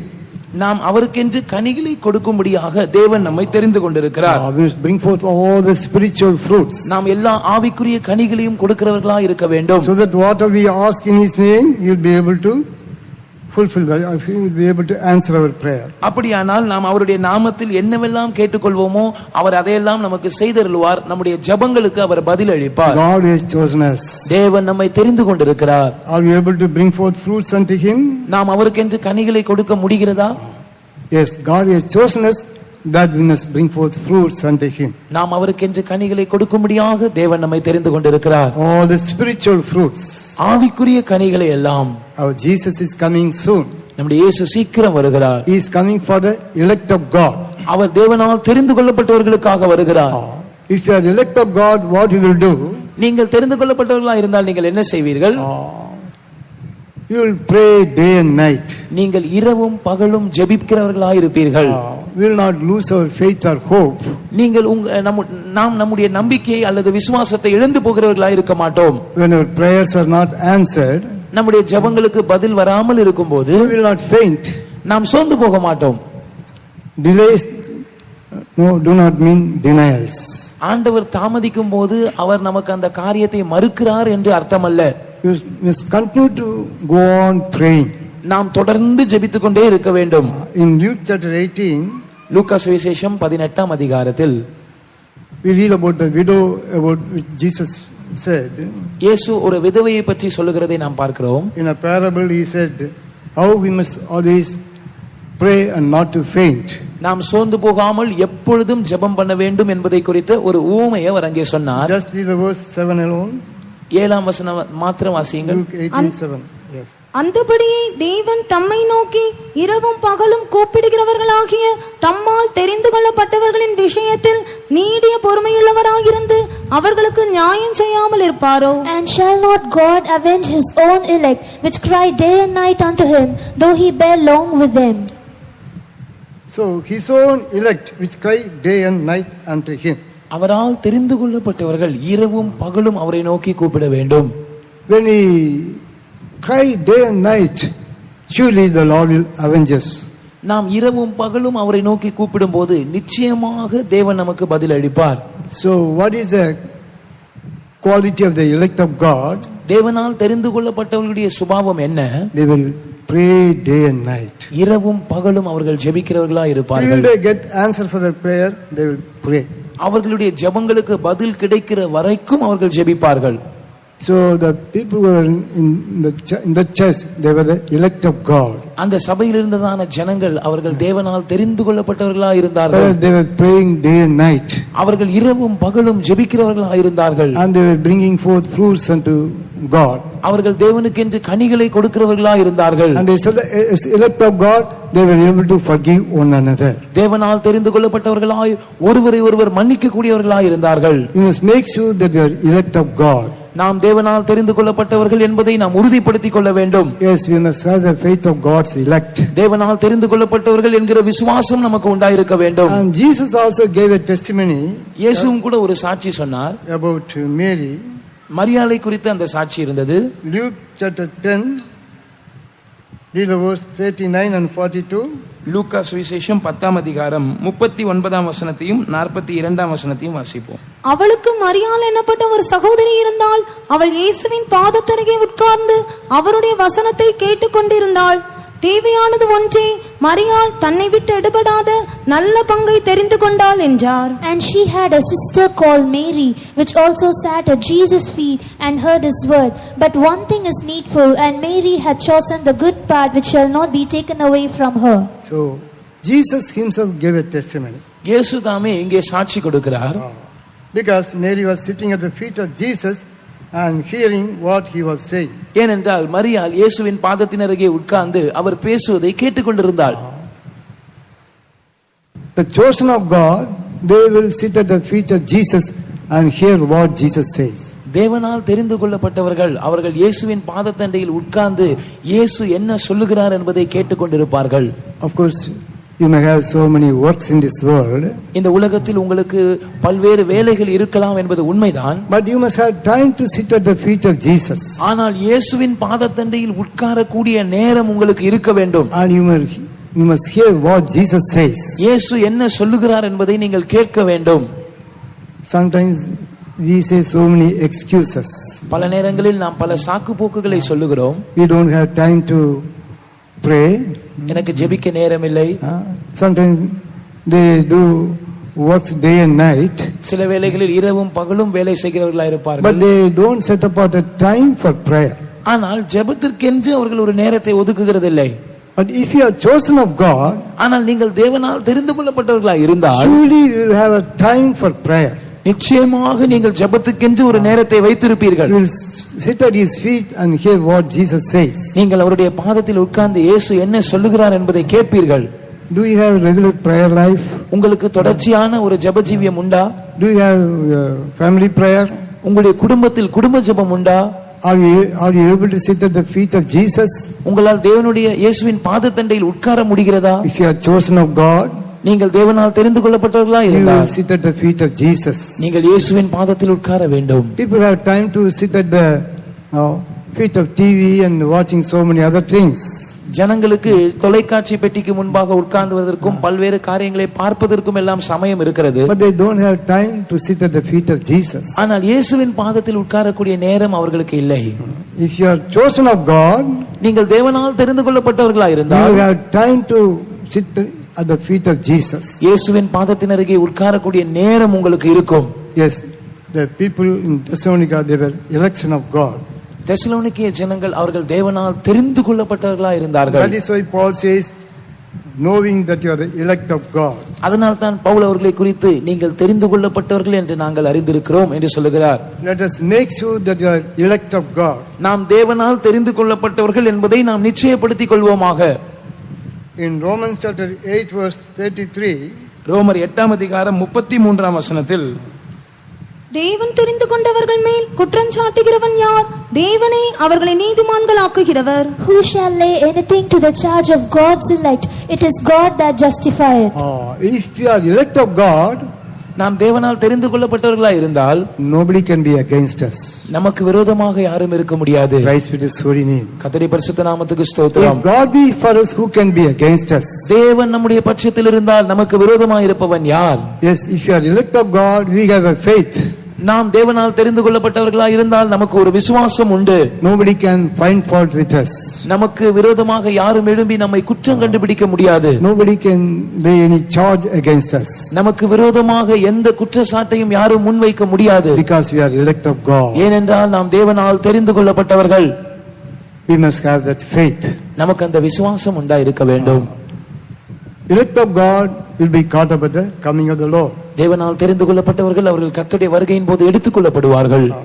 Again, when we come to Thessalonians first chapter, மீண்டுமாக முதலாம் தெசலோனிக்கேயர் 1ஆம் அதிகாரத்துக்கு நாம் வரும்போது read the verse 5. 5ஆம் வசனத்தை வாசியுங்கள்.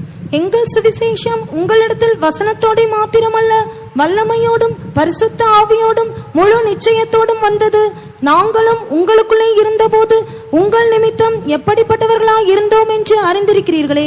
For our gospel came not unto you in word only, but also in power and in the Holy Ghost and in much assurance, as ye know what manner of men we were among you for your sake. So he says, our gospel came not unto you in word only, எங்கள் சுவிசேஷம் உங்களிடத்தில் வசனத்தோடே மாத்திரம் வரவில்லை என்று அவர் சொல்லுகிறார், but also in power. வல்லமையோடு அது வந்தது. So they speak in such a way, the word of God came with power. தேவனுடைய வசனம் வல்லமையோடு புறப்பட்டு வரக்கூடிய விதத்தில் அவர்கள் பேசினார்கள். And in the Holy Ghost and in much assurance. பரிசுத்த ஆவியோடும் முழு நிச்சயத்தோடும் பேசினார்கள். And they speak in such a way that they will receive faith. அவர்களுக்கு விசுவாசம் உண்டாகக்கூடிய விதத்தில் அவர்கள் பேசினார்கள். Praise be to his holy name. கர்த்தருடைய பரிசுத்த நாமத்துக்கு ஸ்தோத்திரம். When we read Acts of Apostles chapter 14 verse 1, அப்போஸ்தல நடபடிகள் 14ஆம் அதிகாரம் முதல் வசனத்தை நாம் வாசிக்கும்போது, Acts 14 verse 1, அப்போஸ்தலர் 14ஆம் அதிகாரம் முதல் வசனம். இக்கோனியா பட்டணத்திலே அவர்கள் இருவரும் யூதருடைய ஜெபாலயத்தில் பிரவேசித்து யூதரிலும் கிரேக்கரிலும் திரளான ஜனங்கள் விசுவாசிக்கத்தக்கதாக பிரசங்கித்தார்கள். And it came to pass in Iconium that they went both together into the synagogue of the Jews, and so spake that a great multitude both of the Jews and also of the Greeks believed. yes, they all believed when they heard the word of God. அவர்கள் கர்த்தருடைய வசனத்தை கேட்டபோது அவர்கள் எல்லாரும் விசுவாசித்தார்கள். So this gospel gives us faith. இந்த சுவிசேஷம் நமக்கு விசுவாசத்தை உண்டு பண்ணுகிறது. The gospel gives us power. இந்த விசுவாசம் நமக்கு வல்லமையை கொடுக்கிறது. And also when we read 1 Corinthians chapter 2 verse 13, முதலாம் கொரிந்தியர் 2ஆம் அதிகாரம் 13ஆம் வசனத்தை நாம் வாசிக்கும்போது, அவைகளை நாங்கள் மனுஷ ஞானம் போதிக்கிற வார்த்தைகளாலே பேசாமல் பரிசுத்த ஆவி போதிக்கிற வார்த்தைகளாலே பேசி ஆவிக்குரியவைகளை ஆவிக்குரியவைகளோட சம்பந்தப்படுத்தி காண்பிக்கிறோம். Which things also we speak, not in the words which man's wisdom teacheth, but which the Holy Ghost teacheth, comparing spiritual things with spiritual. yes, as the Holy Ghost teaches, they also preach the word. பரிசுத்த ஆவி போதிக்கிற வார்த்தைகளினாலே அவர்கள் கர்த்தருடைய வசனத்தை பிரசங்கித்தார்கள். So we have a gospel which gives you faith and power. உங்களுக்கு விசுவாசத்தையும் வல்லமையும் கொடுக்கிறதான ஒரு சுவிசேஷத்தை நாங்கள் உடையவர்களாய் இருக்கிறோம். So when you hear this gospel, you will receive faith and power. இந்த சுவிசேஷத்தை நீங்கள் கேட்கும்போது நீங்கள் விசுவாசத்தையும் வல்லமையையும் பெற்றுக்கொள்வீர்கள். Just we don't preach the word alone. நாங்கள் வெறும் தேவனுடைய வசனத்தை மாத்திரம் பிரசங்கிக்கிறதில்லை. Word of God is power. அந்த தேவ வசனத்தில் வல்லமை இருக்கிறது. Word of God imparts us faith. அந்த தேவனுடைய வசனம் நமக்குள் விசுவாசத்தை புகுத்துகிறது. Word of God gives us hope. அந்த தேவனுடைய வசனம் நமக்கு நம்பிக்கையை கொடுக்கிறது. Praise be to his holy name. கர்த்தருடைய பரிசுத்த நாமத்துக்கு ஸ்தோத்திரம். And when we come to the verse 6, 6ஆம் வசனத்துக்கு நாம் வரும்போது, not only they heard the word of God, they were followers of the Lord. And also, read the verse 6. 6ஆம் வசனத்தை முதலாம் தெசலோனிக்கேயர் 1ஆம் அதிகாரம் 6ஆம் வசனத்தை வாசிப்போம். நீங்கள் மிகுந்த உபத்திரவத்திலே பரிசுத்தாவின் சந்தோஷத்தோடு திருவசனத்தை ஏற்றுக்கொண்டு எங்களையும் கர்த்தரையும் பின்பற்றுகிறவர்களாகி, And ye became followers of us and of the Lord, having received the word in much affliction with joy of the Holy Ghost. Having received the word in much affliction and with the joy of the Holy Ghost, they followed the Lord and they followed the apostles. மிகுந்த உபத்திரவத்திலே பரிசுத்தாவியின் சந்தோஷத்தோடு அவர்கள் திருவசனத்தை ஏற்றுக்கொண்டது மாத்திரமல்ல, அவர்கள் கர்த்தரையும் அப்போஸ்தலர்களையும் பின்பற்றுகிறவர்களாய் மாறினார்கள். First of all, they gave themselves to the Lord. முதலாவது அவர்கள் கர்த்தருக்கு தங்களை ஒப்புவித்தார்கள். Then secondly, they surrendered themselves to the leading of the apostles.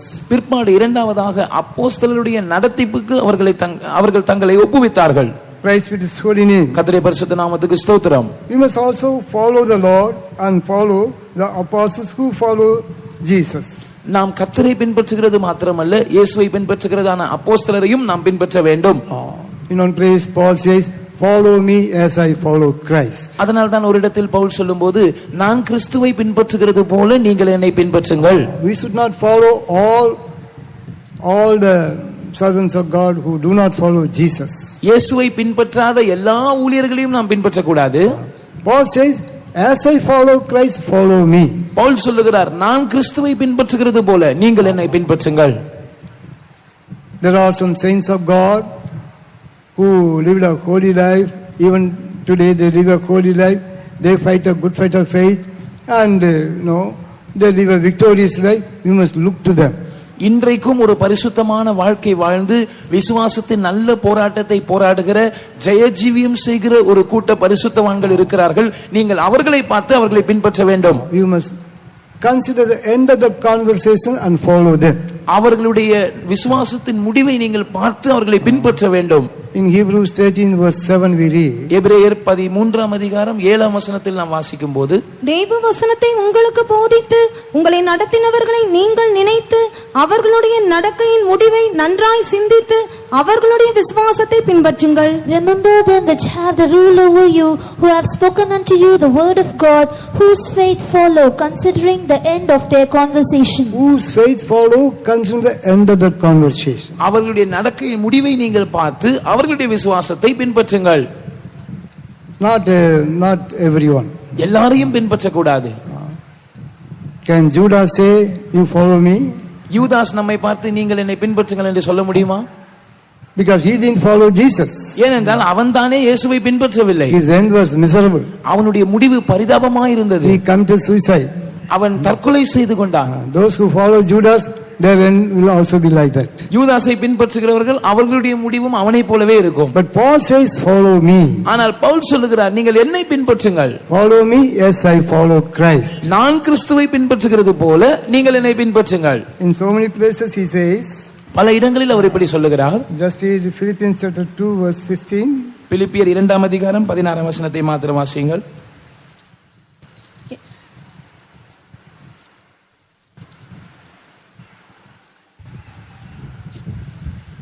Philippians 2:16. பிலிப்பியர் 2:16. எல்லாவற்றையும் முறுமுறுப்பில்லாமலும் தர்க்கிப்பில்லாமலும் செய்யுங்கள். Is it not Philippians? Pardon? 3:17. She says, as I 3:17. read that verse please. சகோதரரை நீங்கள் என்னோட கூட பின்பற்றுகிறவர்களாகி நாங்கள் உங்களுக்கு வழிகாட்டுகிறபடி நடக்கிறவர்களை மாதிரியாக நோக்குங்கள். Brethren, be followers together of me, and mark them which walk so as ye have us for an example. And so in many places he says, follow us, follow me. என்னை பின்பற்றுங்கள், என்னோடு கூட பின்பற்றுங்கள் என்று பல இடங்களில் அவர் சொல்லுகிறார். We must follow the Lord and follow the apostles who follow Jesus. நாம் கர்த்தரை பின்பற்ற வேண்டும், அதோடு கூட இயேசுவை பின்பற்றுகிறதான அப்போஸ்தலர்களை நாம் பின்பற்ற வேண்டும். First of all, we must commit ourselves to the Lord. முதலாவது நாம் நம்மை கர்த்தருக்கு ஒப்புவித்திருக்க வேண்டும். And then to the leaders. இரண்டாவதாக நம்மை நடத்திப்புக்காரர்களுக்கு ஒப்புவித்திருக்க வேண்டும். As we read in 2 Corinthians chapter 8 verse 5. 2 கொரிந்தியர் 8 அதிகாரம் 5 வசனத்தில் நாம் இதை வாசிக்கிறோம். மேலும் நாங்கள் நினைத்தபடி மாத்திரம் கொடாமல் தேவனுடைய சித்தத்தினாலே முன்பு தங்களை தாமே கர்த்தருக்கும் பின்பு எங்களுக்கும் ஒப்புக் கொடுத்தார்கள். And this they did not as we hoped, but first gave their own selves to the Lord and unto us by the will of God. First to the Lord and unto us by the will of God. முன்பு தங்களை தாமே கர்த்தருக்கும் பின்பு தேவனுடைய சித்தத்தினாலே எங்களுக்கும் தங்களை ஒப்புக் கொடுத்தார்கள். Paul says in 1 Thessalonians chapter 1 verse 6, and you became followers of us and of the Lord, having received the word in much affliction with joy of the Holy Ghost.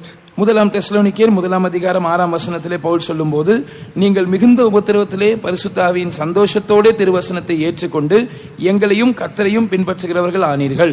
Those who are ready for the coming of the Lord, கர்த்தருடைய வருகைக்காய் ஆயத்தமா இருக்கிறவர்கள், they will follow the Lord and follow the leaders.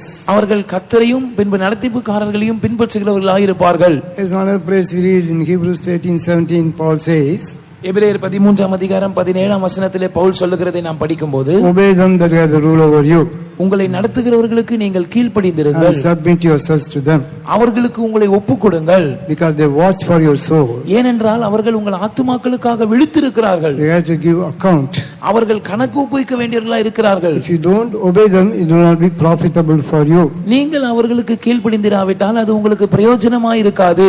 Like that, those who are ready for the coming of the Lord, இப்படியாக கர்த்தருடைய வருகைக்கு ஆயத்தமாய் இருக்கிறவர்கள், they will not only obey the Lord and follow Him, they will also obey the leaders who are kept above them. அவர்கள் கர்த்தருக்கு கீழ்ப்படிந்து அவரை பின்பற்றுகிறது மாத்திரமல்ல, தேவனால் தங்களுக்கு மேலாக வைக்கப்பட்டிருக்கிறதான நடத்திப்புக்காரர்களையும் அவர்கள் பின்பற்றுகிறவர்களாய் இருப்பார்கள். Praise be to His holy name. கர்த்தருடைய பரிசுத்த நாமத்துக்கு ஸ்தோத்திரம். And again, when we come to chapter 1 verse 7, 1 அதிகாரம் 7 வசனத்துக்கு நாம் மீண்டுமாய் வரும்போது, so that you are examples to all that believe in Macedonia and Achaia. மக்கதோனியாவிலும் அகாயாவிலும் உள்ள விசுவாசிகள் யாவருக்கும் நீங்கள் மாதிரிகள் ஆனீர்கள். Oh, they become examples. அவர்கள் மாதிரிகளாய் மாறினார்கள். We must also have an exemplary life. நாமும் கூட ஒரு மாதிரியான ஜீவியம் செய்ய வேண்டும். Not only to those who are in Macedonia and Achaia, மக்கதோனியாவிலும் அகாயாவில் இருக்கிறவர்களுக்கு மாத்திரமல்ல. when you read the verse 8, 8 வசனத்தை நாம் வாசிக்கும் போது, உங்களிடத்திலிருந்து கர்த்தருடைய வசனம் மக்கேதோனியாவிலும் அகாயாவிலும் தொனித்ததும் அல்லாமல் நாங்கள் அதை குறித்து ஒன்றும் சொல்ல வேண்டியதா இராதபடிக்கு தேவனை பற்றின உங்கள் விசுவாசம் எங்கும் பிரசித்தமாயிற்று. For from you sounded out the word of the Lord, not only in Macedonia and Achaia, but also in every place your faith to Godward is spread abroad, so that we need not speak anything. so they were example to the whole world. அவர்கள் முழு உலகத்துக்கும் மாதிரிகளாய் இருந்தார்கள். Their faith was spoken about to the whole world. அவர்களுடைய விசுவாசம் முழு உலகத்திலும் பிரசித்தமாயிற்று. And like that, they were examples to the whole world. இப்படியாக அவர்கள் முழு உலகத்துக்கும் மாதிரிகளாய் இருந்தார்கள். We must also be example to the whole world. நாமும் கூட முழு உலகத்துக்கும் மாதிரிகளாய் இருக்க வேண்டும். They should be able to speak about our faith. அவர்கள் நம்முடைய விசுவாசத்தை குறித்து பேசக்கூடிய விதத்தில் நாம் இருக்க வேண்டும். They should be able to speak about our obedience. நம்முடைய கீழ்ப்படிதலை குறித்து அவர்கள் பேசக்கூடியவர்களாய் இருக்க வேண்டும். When you read Romans chapter 16 verse 19, ரோமர் 16 அதிகாரத்தின் 19 வசனத்தை நாம் வாசிக்கும் போது, உங்கள் கீழ்ப்படிதல் யாவருக்கும் தெரிய வந்திருக்கிறது, ஆகையால் உங்களை குறித்து சந்தோஷப்படுகிறேன். ஆனாலும் நீங்கள் நன்மைக்கு ஞானிகளும் தீமைக்கு பேதைகளுமாய் இருக்க வேண்டும் என்று விரும்புகிறேன். For your obedience is come abroad unto all men. I am glad therefore on your behalf, but yet I would have you wise unto that which is good, and simple concerning evil. yes, our obedience, our faith should be known to the whole world. நம்முடைய கீழ்ப்படிதலும் நம்முடைய விசுவாசமும் முழு உலகத்துக்கும் தெரிய வர வேண்டும். Praise be to His holy name. கர்த்தருடைய பரிசுத்த நாமத்துக்கு ஸ்தோத்திரம். Jesus is coming soon. இயேசு சீக்கிரமாக வருகிறார். So those who are in Thessalonica, they were examples to the whole world. Thessalonica பட்டணத்தில் இருந்தவர்கள் அவர்கள் முழு உலகத்துக்கும் மாதிரிகளாய் இருந்தார்கள். We must live an exemplary life. நாமும் ஒரு முன்மாதிரியான ஜீவியம் செய்ய வேண்டும். In Philippians chapter 4 also we read, பிலிப்பியர் 4 அதிகாரத்தில் நாம் வாசிக்கும் போது, verse 3, 3 வசனம், அன்றியும் என் உத்தம கூட்டாளியே அவர்களுக்கு உதவியாய் இருக்கும்படி உன்னையும் வேண்டிக் கொள்கிறேன். அவர்கள் not that. let your moderation be known unto all men. What is that verse? 5ஆம் வசனம். Verse 5. உங்கள் சாந்த குணம் எல்லா மனுஷருக்கும் தெரிந்திருப்பதாக கர்த்தர் சமீபமாய் இருக்கிறார். Let your moderation be known unto all men. The Lord is at hand. The Lord is at hand to whom? கர்த்தர் யாருக்கு சமீபமா இருக்கிறார்? Our moderation or our meekness to be known unto all men. நம்முடைய சாந்த குணம் இல்லாவிட்டால் நம்முடைய அமைதல் எல்லா மனுஷருக்கும் தெரிந்திருக்கும் போது, So all our characters, divine characters, should be known unto all men. நம்முடைய எல்லா தெய்வீக சுபாவங்களும் எல்லா மனுஷருக்கும் தெரியக்கூடியதா இருக்க வேண்டும். Jesus is coming soon. இயேசு சீக்கிரமாக வருகிறார். Praise be to His holy name. கர்த்தருடைய பரிசுத்த நாமத்துக்கு ஸ்தோத்திரம். So those who are in Thessalonica, they were examples to the whole world. தெசலோனிக்கேவில் இருந்தவர்கள் முழு உலகத்துக்கும் மாதிரிகளாய் இருந்தார்கள். Their faith, their obedience, and humility, all these things came to be known to the whole world. அவர்களுடைய விசுவாசம், அவர்களுடைய கீழ்ப்படிதல், அவர்களுடைய தாழ்மை, இதெல்லாம் முழு உலகத்துக்கும் தெரிய வந்தது. Jesus is coming to those who reveal all His divine characters. யாரெல்லாம் அவருடைய திவ்ய சுபாவங்களை வெளிப்படுத்துகிறார்களோ அவர்களுக்காக இயேசு வருகிறார். Those who live an exemplary life. முன்மாதிரியான ஜீவியம் செய்கிறவர்களுக்காக. Those who live a victorious life. ஜெய ஜீவியம் செய்கிறவர்களுக்காக. In 2 Corinthians chapter 2 verse 14 we read. 2 கொரிந்தியர் 2ஆம் அதிகாரம் 14ஆம் வசனத்தில் நாம் வாசிக்கும்போது, கிறிஸ்துவுக்குள் எப்பொழுதும் எங்களை வெற்றி சிறக்க பண்ணி எல்லா இடங்களிலேயும் எங்களை கொண்டு அவரை அறிகிற அறிவின் வாசனையை வெளிப்படுத்துகிற தேவனுக்கு ஸ்தோத்திரம். Now thanks be unto God which always causeth us to triumph in Christ and maketh manifest the savour of His knowledge by us in every place. Yes, He maketh manifest the savour of His knowledge in every place. அவரை அறிகிற அறிவின் வாசனையை எல்லா இடங்களிலும் அவர் வெளிப்படுத்துகிறார். Always calls us to triumph in Christ Jesus. கிறிஸ்துவுக்குள் எப்பொழுதும் அவர் நம்மை வெற்றி சிறக்க பண்ணுகிறார். He calls us to live a victorious life. ஒரு ஜெய ஜீவியம் செய்யும்படியாக அவர் நமக்கு உதவுகிறார். Wherever we go, நாம் எங்கே போனாலும் and always, எப்பொழுதும், not only for some time but always, சில காலம் மாத்திரமல்ல எப்பொழுதும், not only in some places but everywhere. சில இடங்களில் மாத்திரமல்ல எல்லா இடங்களிலும். Yes, dear son of God, we must live a victorious life. ஆம் அருமையான தேவனுடைய பிள்ளைகளே, நாம் ஜெய ஜீவியம் செய்ய வேண்டும். Jesus is coming soon. இயேசு சீக்கிரமாய் வருகிறார். His coming is very soon. அவருடைய வருகை மிகவும் சமீபமாய் இருக்கிறது. All His promises are being fulfilled. அவருடைய வாக்குத்தத்தங்கள் எல்லாம் நிறைவேற்றிக் கொண்டே இருக்கிறார். According to His promise, He is going to come very soon. அவருடைய வாக்குத்தத்தத்தின்படி அவர் சீக்கிரமாய் வரப்போகிறார். Are we ready to meet Him? அவரை சந்திக்க நாம் ஆயத்தமாய் இருக்கிறோமா? Even this morning, let us examine our life. இந்த காலை வேளையிலும் நம்முடைய ஜீவியத்தை நாம் ஆராய்ந்து பார்ப்போமாக. Let us make sure that we are example to the whole world. நாம் முழு உலகத்துக்கும் மாதிரிகளாய் இருக்கிறோமா என்பதை நாம் உறுதிப்படுத்திக் கொள்வோமாக. Praise be to His holy name. கர்த்தருடைய பரிசுத்த நாமத்துக்கு ஸ்தோத்திரம். When we read the verse 9 alone, again, 1 Thessalonians chapter 1 verse 9. முதலாம் தெசலோனிக்கேயர் 1ஆம் அதிகாரம் 9ஆம் வசனத்தை வாசிப்போம். ஏனெனில் அவர்கள் தாமே எங்களை குறித்து உங்களிடத்தில் நாங்கள் அடைந்த பிரவேசம் இன்னதென்பதையும் ஜீவனுள்ள மெய்யான தேவனுக்கு ஊழியம் செய்வதற்கு நீங்கள் விக்கிரகங்களை விட்டு தேவனிடத்திற்கு மனம் திரும்பினதையும், For they themselves show of us what manner of entering in we had unto you, and how ye turned to God from idols to serve the living and true God. Once they were worshipping the idols, they turned to the living God. ஒரு காலத்தில் அவர்கள் விக்கிரகங்களை வழிபட்டு வந்தார்கள். ஆனால் இப்பொழுது அவர்கள் ஜீவனுள்ள தேவனிடத்துக்கு மனம் திரும்பி இருக்கிறார்கள். Once you are also worshipping the idols. ஒரு காலத்தில் நாமும் விக்கிரகங்களை வழிபட்டு கொண்டிருந்தோம். Of course, literally we might not have been worshipping the idols. ஒருவேளை நாம் எழுத்தின்படியாக விக்கிரகங்களை வணங்காதவர்களா இருக்கலாம். But we may have many idols in our life. ஆனால் நம்முடைய ஜீவியத்தில் பல்வேறு விக்கிரகங்களை நாம் வைத்திருக்கலாம். We may have idols in our heart. நம்முடைய இருதயங்களில் நாம் விக்கிரகங்களை வைத்திருக்கலாம். But we should not have the idol worship. ஆனால் விக்கிரக ஆராதனை செய்கிறவர்களாய் நாம் இருக்க கூடாது.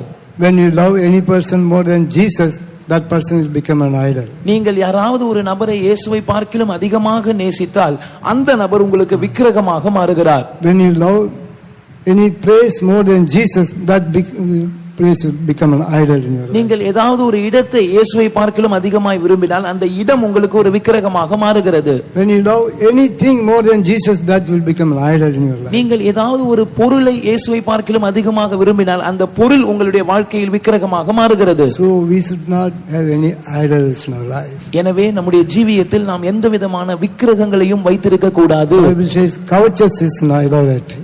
வேதம் சொல்லுகிறது பொருளாசை ஒரு விக்கிரக ஆராதனையா இருக்கிறது. If you have the love of money, if you have covetousness, that is an idolatry. பொருளாசை பண ஆசை உங்களுக்கு இருக்கும் என்றால் அது நம்முடைய வாழ்க்கையில் ஒரு விக்கிரகமாக இருக்கிறது. You must love Jesus alone. நாம் இயேசுவை மாத்திரம் நேசிக்க வேண்டும். Love not the world, neither the things that are in the world. உலகத்திலும் உலகத்தில் உள்ளவைகளிலும் அன்பு கூறாதிருங்கள். Love not anyone more than Jesus. இயேசுவை பார்க்கிலும் யாரையும் அதிகமாக நேசிக்காமல் இருங்கள். Jesus says, if you love your father or mother more than me, you are not worthy of me. நீ உன்னுடைய தகப்பனையோ தாயையோ என்னிலும் அதிகமாய் நேசித்தால் நீ எனக்கு பாத்திரன் அல்ல என்று இயேசு சொல்லுகிறார். If you love your son or daughter more than me, you are not worthy of me. நீ உன்னுடைய மகனையோ மகளையோ என்னிலும் அதிகமாக நேசித்தால் நீ எனக்கு பாத்திரன் அல்ல என்று இயேசு சொல்லுகிறார். Do we love Jesus more than anything else? எல்லாவற்றையும் விட நாம் இயேசுவை அதிகமாய் நேசிக்கிறோமா? Do we love Jesus more than any person? எந்த மனுஷனை பார்க்கிலும் நாம் இயேசுவை அதிகமாய் நேசிக்கிறோமா? We should not have any idol worship. நமக்குள் எந்த விக்கிரக ஆராதனையும் காணப்படலாகாது. We should not have the love of money. நமக்குள் பண ஆசை காணப்படக்கூடாது. Love of money is the root of all evils. பண ஆசை எல்லா தீமைக்கும் வேறா இருக்கிறது. Jesus knows all our needs. இயேசு நம்முடைய எல்லா தேவைகளையும் அறிந்தவராய் இருக்கிறார். According to the riches of his glory, he will supply all our needs. அவருடைய மகிமையின் ஐஸ்வரியத்தில் இருந்து அவர் நம்முடைய தேவைகளை எல்லாம் சந்திப்பார். He will never forsake us nor leave us. அவர் நம்மை ஒருபோதும் கைவிட மாட்டார், நம்மை விட்டு விலகவும் மாட்டார். So these people, they turn to the living God. இந்த ஜனங்கள் அவர்கள் ஜீவனுள்ள தேவனிடத்துக்கு மனம் திரும்பி இருந்தார்கள். They turn to the living God from the idols.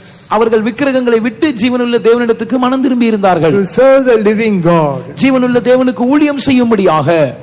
Even so, everyone has got a ministry. அதுபோல ஒவ்வொருவருக்கும் ஊழியம் உண்டு. We have to do some ministries for the Lord. நாம் கர்த்தருக்காக ஏதாவது ஊழியங்களை செய்ய வேண்டும். Praise be to his holy name. கர்த்தருடைய பரிசுத்த நாமத்துக்கு ஸ்தோத்திரம். If the Lord has called you for the consecrated ministry, you can serve yourself for the Lord's ministry. கர்த்தர் உங்களை பிரதிஷ்டை பண்ணப்பட்டதான இந்த ஊழியத்துக்கு அழைத்திருப்பாரானால் நீங்கள் கர்த்தருடைய ஊழியத்துக்காக உங்களை தைரியமாக ஒப்புக் கொடுக்கலாம். Or any other ministry you can do according to your calling. இல்லாவிட்டால் உங்களுடைய அழைப்பின்படி நீங்கள் ஏதாவது ஒரு ஊழியத்தை செய்யலாம். We must all serve the living God. நாம் எல்லாரும் ஜீவனுள்ள தேவனுக்கு ஊழியம் செய்ய வேண்டும். In Luke chapter 8 verse 3 we read, லூக்கா சுவிசேஷம் 8ஆம் அதிகாரம் 3ஆம் வசனத்தில் in those days even the women folk, they were following Jesus. அந்த நாட்களில் अनेक ஸ்திரீகளும் கூட இயேசுவை பின்பற்றினார்கள். How did they do the ministry? அவர்கள் எப்படி ஊழியம் செய்தார்கள்? ஏரோதின் காரியக்காரனான கூசாவின் மனைவியாகிய யோவன்னாலும் சூசன்னாலும் தங்கள் ஆஸ்திகளால் அவருக்கு ஊழியம் செய்து கொண்டு வந்த மற்ற அநேகம் ஸ்திரீகளும் அவருடனே இருந்தார்கள். And Joanna, the wife of Chuza, Herod's steward, and Susanna, and many others which ministered unto him of their substance. They ministered unto him of the substance. தங்கள் ஆஸ்திகளால் அவருக்கு ஊழியம் செய்தார்கள். God has blessed you with many blessings. கர்த்தர் உங்களை பல ஆசீர்வாதங்களை கொண்டு ஆசீர்வதித்திருக்கிறார். So you can do ministry according as how the Lord has blessed you. கர்த்தர் உங்களை ஆசீர்வதித்திருக்கிறதற்கு ஏற்ப நீங்கள் ஒரு ஊழியத்தை செய்யலாம். They ministered unto the Lord through their substance. அவர்கள் தங்கள் ஆஸ்திகளால் கர்த்தருக்கு ஊழியம் செய்தார்கள். If you are calling for the consecrated ministry, you submit yourself to do the ministry which is honorable in the sight of God. நீங்கள் பிரதிஷ்டை பண்ணப்பட்ட ஊழியத்திற்காக அழைக்கப்பட்டவர்களாய் இருந்தால் தேவனுடைய பார்வையில் கனமுள்ளதா இருக்கிற இந்த ஊழியத்தை செய்யும்படியாக நீங்கள் உங்களை ஒப்புக்கொடுங்கள். Jesus said, if any man serve me, my Father will honor him. இயேசு சொன்னார், ஒருவன் எனக்கு ஊழியம் செய்தால் பிதாவானவர் அவனை கனம் பண்ணுவார். That's a ministry honored by God the Father himself. இது பிதாவாகிய தேவன் தாமே கனம் பண்ணுகிறதான ஒரு ஊழியமாய் இருக்கிறது. Or otherwise you can do your ministry according to your calling. இல்லாவிட்டால் உங்களுடைய அழைப்புக்கு ஏற்ப ஒரு ஊழியத்தை நீங்கள் செய்யலாம். All must serve the living God. எல்லாரும் ஜீவனுள்ள தேவனுக்கு ஊழியம் செய்ய வேண்டும். Praise be to his holy name. கர்த்தருடைய பரிசுத்த நாமத்துக்கு ஸ்தோத்திரம். And again when we come to verse 10, 10ஆம் வசனத்துக்கு நாம் வரும்போது, அவர் மரித்தோரிலிருந்து எழுப்பினவரும் இனிவரும் கோபாக்கினை நின்று நம்மை நீங்களாக்கி ரட்சிக்கிறவருமாயிருக்கிற அவருடைய குமாரனாகிய இயேசு பரலோகத்திலிருந்து வருவதை நீங்கள் எதிர்பார்த்து கொண்டிருக்கிறதையும் அறிவிக்கிறார்களே. And to wait for his Son from heaven, whom he raised up from the dead, even Jesus, which delivered us from the wrath to come. Oh, they were waiting for the coming of the Lord.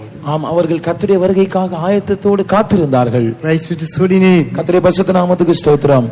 We must be ready to meet him when he comes. அவர் வரும்போது நாம் அவரை சந்திக்க ஆயத்தமாய் இருக்க வேண்டும். We must be waiting for the coming of the Lord. நாம் கர்த்தருடைய வருகைக்காக ஆயத்தமாய் காத்திருக்க வேண்டும். For whom the Lord comes? யாருக்காக கர்த்தர் வருகிறார்? When we read Hebrews chapter 8 verse 28, எபிரேயர் 8ஆம் அதிகாரம் 28ஆம் வசனத்தை நாம் வாசிக்கும்போது 9:28 கிறிஸ்துவும் அநேகருடைய பாவங்களை சுமந்து தீர்க்கும்படிக்கு ஒரே தரம் பலியிடப்பட்டு தமக்காக காத்து கொண்டிருக்கிறவர்களுக்கு ரட்சிப்பை அருளும்படி இரண்டாம் தரம் பாவம் இல்லாமல் தரிசனம் ஆவார். So Christ was once offered to bear the sins of many, and unto them that look for him shall he appear the second time without sin unto salvation. he is going to appear the second time. அவர் இரண்டாம் தரம் தரிசனமாக போகிறார். First time he came to save the sinners. முதல் முறை பாவிகளை ரட்சிக்கும்படியாக அவர் வந்தார். Second time he is going to appear in the mid-air. இரண்டாம் முறை அவர் மத்திய வானத்தில் வெளிப்பட போகிறார். He is going to appear for those who are waiting without sin. பாவம் இல்லாமல் தமக்காக காத்து கொண்டிருக்கிறவர்களுக்காக அவர் வெளிப்பட போகிறார். He is coming for those who are ardently waiting for him without sin.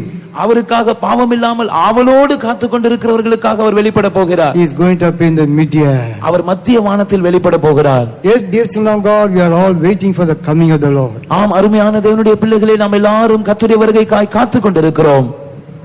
But we must be waiting without sin. ஆனால் நாம் பாவம் இல்லாமல் காத்து கொண்டிருக்க வேண்டும். Jesus is coming for those who live a holy life. பரிசுத்தமான ஒரு ஜீவியம் செய்கிறவர்களுக்காக இயேசு வருகிறார். First time he came to save the sinners. முதல் முறை பாவிகளை ரட்சிக்கும்படியாக அவர் வந்தார். Second time he is going to appear in the mid-air to gather the saints. இரண்டாம் முறை அவர் மத்திய ஆகாயத்தில் பரிசுத்தவான்களை சேர்க்கும்படியாக வெளிப்பட போகிறார். Are we ready to meet him when he comes? அவர் வரும்போது அவரை சந்திக்க நாம் ஆயத்தமா இருக்கிறோமா? Let us all surrender ourselves. நாம் எல்லாரும் நம்மை ஒப்புக் கொடுப்போம். Yes, according to his promise, he is going to come very soon. அவருடைய வாக்குத்தத்தத்தின்படி மெய்யாகவே அவர் சீக்கிரமாய் வரப்போகிறார். Even this morning, let us examine ourselves. இந்த காலை வேளையிலும் நாம் நம்மை நாமே ஆராய்ந்து பார்ப்போம். Let us make sure that we are found in the church which is in God the Father and Son Jesus Christ. பிதாவாகிய தேவனுக்குள்ளும் குமாரனாகிய இயேசு கிறிஸ்துவுக்குள்ளும் காணப்படுகிறதான சபையில் நாம் இருக்கிறோமா என்பதை நாம் நிச்சயப்படுத்திக் கொள்வோம். Let us make sure that we are the elect of God. நாம் தேவனால் தெரிந்து கொள்ளப்பட்டவர்கள் என்பதை நிச்சயப்படுத்திக் கொள்வோம். Let us make sure that we live an exemplary life. நாம் ஒரு முன்மாதிரியான ஜீவியம் செய்கிறோமா என்பதை நாம் நிச்சயப்படுத்திக் கொள்வோம். Let us make sure that we are waiting sinless for the coming of the Lord. பாவம் இல்லாமல் கர்த்தருடைய வருகைக்காய் நாம் காத்திருக்கிறோமா என்பதை நாம் உறுதிப்படுத்திக் கொள்வோம். Even this morning, let us examine ourselves இந்த காலை வேளையிலும் நாம் நம்மை நாமே நிதானித்து பார்ப்போம். and surrender ourselves. நம்மை நாமே ஒப்புக் கொடுப்போம். Jesus is coming soon. இயேசு சீக்கிரமாய் வருகிறார். Hallelujah, hallelujah, hallelujah. Amen. Hallelujah, hallelujah. கிறிஸ்துவுக்குள்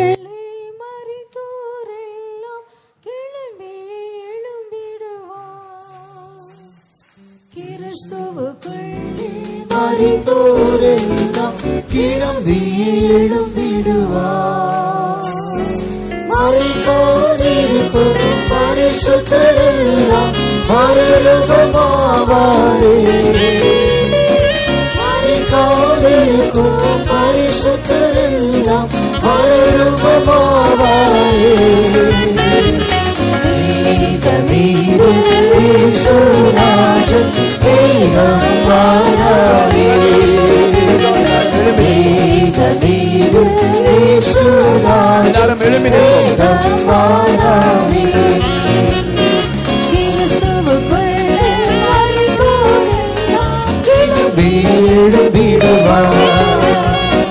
கிறிஸ்துவுக்குள்ளே மரித்தோரெல்லாம் கிளம்பி எழும்பிடுவார். மரித்தோரிருக்கும் பரிசுத்தரெல்லாம் மறுரூபமாவாரே. மரித்தோரிருக்கும் பரிசுத்தரெல்லாம் மறுரூபமாவாரே. மேகமீது இயேசுராஜன் மேகம் வாராரே.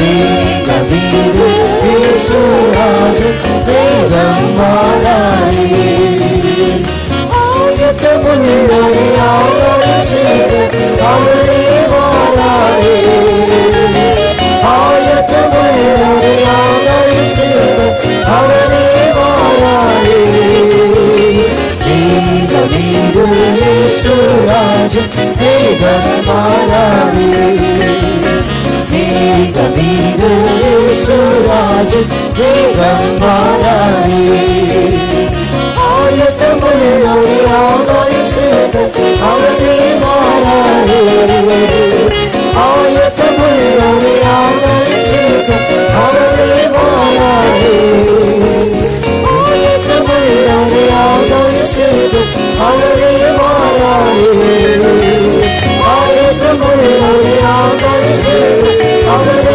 மாறாரே ஆயத்தமுள்ளோரை ஆதாயம் செய்த அவரே மாறாரே ஆயத்தமுள்ளோரை ஆதாயம் செய்த அவரே மாறாரே ஆயத்தமுள்ளோரை ஆதாயம் செய்த அவரே மாறாரே ஆயத்தமுள்ளோரை ஆதாயம் செய்த அவரே மாறாரே Hallelujah, hallelujah, hallelujah, hallelujah.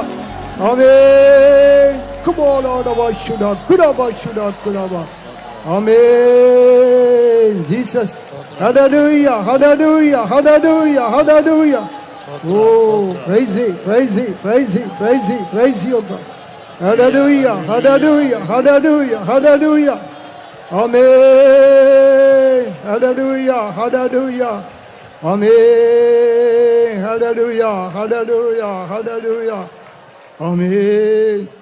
எப்போ எப்போ வருவார் என்று ஏங்குதி உள்ளம் எப்போ எப்போ வருவார் என்று ஏங்குதி உள்ளம் என் அப்பன் முகம் காண லாய்க்குதி உள்ளம் என் அப்பன் முகம் காண லாய்க்குதி உள்ளம் எப்போ எப்போ வருவார் என்று ஏங்குதி உள்ளம் எப்போ எப்போ வருவார் என்று ஏங்குதி உள்ளம் என் அப்பன் முகம் காண லாய்க்குதி உள்ளம் என் அப்பன் முகம் காண லாய்க்குதி உள்ளம் எப்போ எப்போ வருவார் என்று ஏங்குதி உள்ளம் எப்போ எப்போ வருவார் என்று ஏங்குதி உள்ளம் என் அப்பன் முகம் காண லாய்க்குதி உள்ளம் என் அப்பன் முகம் காண லாய்க்குதி உள்ளம் எப்போ எப்போ வருவார் என்று ஏங்குதி உள்ளம் எப்போ எப்போ வருவார் என்று ஏங்குதி உள்ளம் என் அப்பன் முகம் காண லாய்க்குதி உள்ளம் என் அப்பன் முகம் காண லாய்க்குதி உள்ளம் எப்போ எப்போ வருவார் என்று ஏங்குதி உள்ளம் எப்போ எப்போ வருவார் என்று ஏங்குதி உள்ளம் என் அப்பன் முகம் காண லாய்க்குதி உள்ளம் என் அப்பன் முகம் காண லாய்க்குதி உள்ளம் என் அப்பன் முகம் காண லாய்க்குதி உள்ளம் என் அப்பன் முகம் காண Hallelujah, hallelujah. You come on, Adabashuda, Kudaba. Yeah, Jesus. Hallelujah, hallelujah. Oh, praise it, praise it, praise it, praise you, God. Hallelujah, hallelujah, hallelujah. You come on, Adabashuda, Kudaba. எப்போ எப்போ வருவார் என்று ஏங்குதி உள்ளம் எப்போ எப்போ வருவார் என்று ஏங்குதி உள்ளம் என் அப்பன் முகம் காண லாய்க்குதி உள்ளம் என் அப்பன் முகம் காண லாய்க்குதி உள்ளம் எப்போ எப்போ வருவார் என்று ஏங்குதி உள்ளம் எப்போ எப்போ வருவார் என்று ஏங்குதி உள்ளம் என் அப்பன் முகம் காண லாய்க்குதி உள்ளம் என் அப்பன் முகம் காண லாய்க்குதி உள்ளம் எப்போ எப்போ வருவார் என்று ஏங்குதி உள்ளம் எப்போ எப்போ வருவார் என்று ஏங்குதி உள்ளம் என் அப்பன் முகம் காண லாய்க்குதி உள்ளம் என் அப்பன் முகம் காண லாய்க்குதி உள்ளம்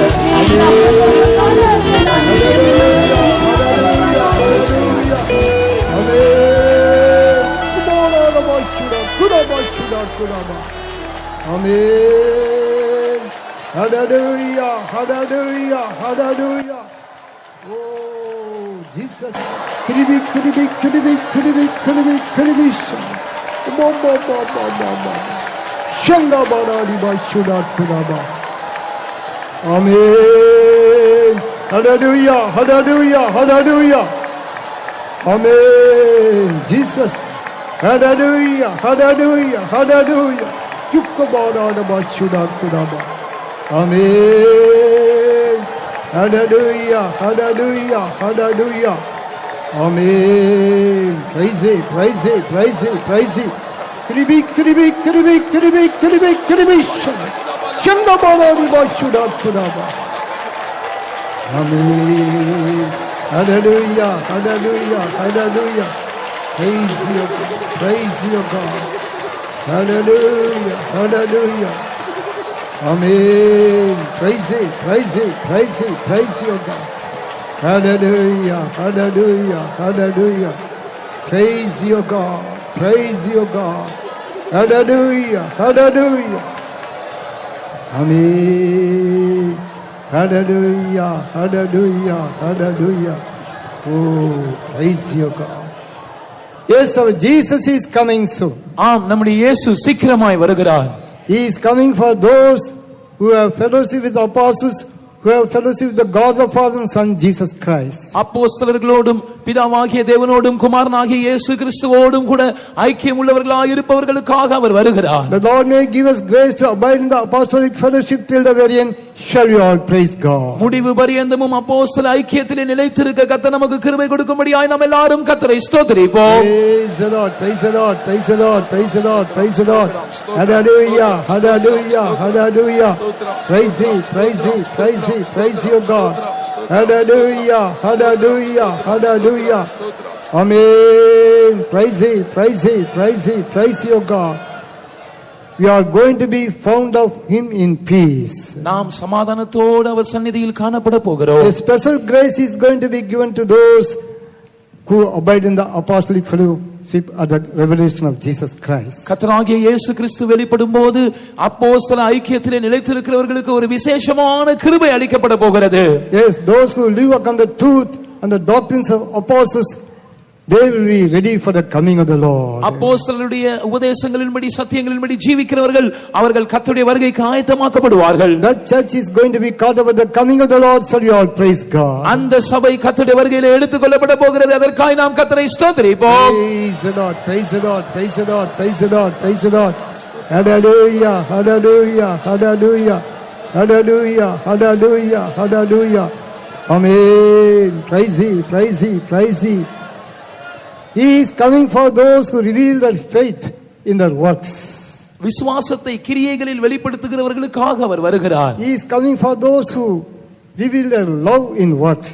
தங்களுடைய அன்பை கிரியைகளில் வெளிப்படுத்துகிறவர்களுக்காக அவர் வருகிறார். He is coming for those who have the patience of hope. நம்பிக்கையில் பொறுமையாய் இருக்கிறவர்களுக்காக அவர் வருகிறார். Shall we all praise God for that? அதற்காக நாம் கர்த்தரை ஸ்தோத்திரிப்போம். Praise the Lord, praise the Lord, praise the Lord, praise the Lord. Hallelujah, hallelujah, hallelujah. Praise it, praise it, praise it, praise it, praise your God. Hallelujah, hallelujah, hallelujah. Amen. Praise it, praise it, praise it, praise it. He is coming for the elect of God. தேவனால் தெரிந்து கொள்ளப்பட்டவர்களுக்காக அவர் வருகிறார். He is coming for those who are the elect of God's faith. Faith of God's elect. தேவனால் தெரிந்து கொள்ளப்பட்டவர்களின் விசுவாசத்தை உடையவர்களுக்காக அவர் வருகிறார். They are going to be caught up with the coming of the Lord. அவர்கள் கர்த்தருடைய வருகையிலே எடுத்துக்கொள்ளப்பட போகிறார்கள். He is coming for those who submit themselves to the Lord and to the leaders. கர்த்தருக்கும் நடத்திப்புக்காரர்களுக்கும் தங்களை ஒப்புவித்திருக்கிறவர்களுக்காக அவர் வரப்போகிறார். He is coming for those who live an exemplary life. ஒரு முன்மாதிரியான ஜீவியம் செய்கிறவர்களுக்காக அவர் வரப்போகிறார். Shall you all praise God for that? அதற்காக நாம் கர்த்தரை ஸ்தோத்திரிப்போம். Praise the Lord, praise the Lord, praise the Lord, praise the Lord, praise the Lord. Hallelujah, hallelujah, hallelujah. Praise Him, praise Him, praise Him, praise Him, praise your God. Amen. Hallelujah, hallelujah, hallelujah. Amen. He is coming for those who are ardently waiting for Him without sin. அவருக்காக ஆவலோடு பாவமில்லாமல் காத்துக் கொண்டிருக்கிறவர்களுக்காக அவர் வருகிறார். At the time of the coming of the Lord, all those who are dead in Christ will rise first. கர்த்தருடைய வருகையின் போது கிறிஸ்துவுக்குள் மரித்தவர்கள் எல்லாரும் முதலாவது எழுந்திருப்பார்கள். All those who are alive in Christ will be caught up within a twinkle of an eye. Salute, praise God. கிறிஸ்துவுக்குள் உயிரோடு இருக்கிற அனைவரும் ஒரு கண்ணிமைக்கிற அந்த நேரத்திலே அவர்கள் தேவனோடு இருக்கும்படியாக எடுத்துக்கொள்ளப்படுவார்கள். அதற்காக கர்த்தரை ஸ்தோத்திரிப்போம். Praise the Lord, praise the Lord, praise the Lord, praise the Lord, praise the Lord. Hallelujah, hallelujah, hallelujah, hallelujah. Praise thee, praise thee, praise thee, praise thee, praise thee, praise your God. Hallelujah, hallelujah, hallelujah. When he shall appear, we shall be like him. அவர் வெளிப்படும் போது நாம் அவருக்கு ஒப்பாயிருப்போம். We shall see him as he is. Salute, praise God. அவர் இருக்கிற வண்ணமாக நாம் அவரை தரிசிக்க போகிறோம். அதற்காக நாம் கர்த்தரை ஸ்தோத்திரிப்போம். Praise the Lord, praise the Lord, praise the Lord, praise the Lord, praise the Lord.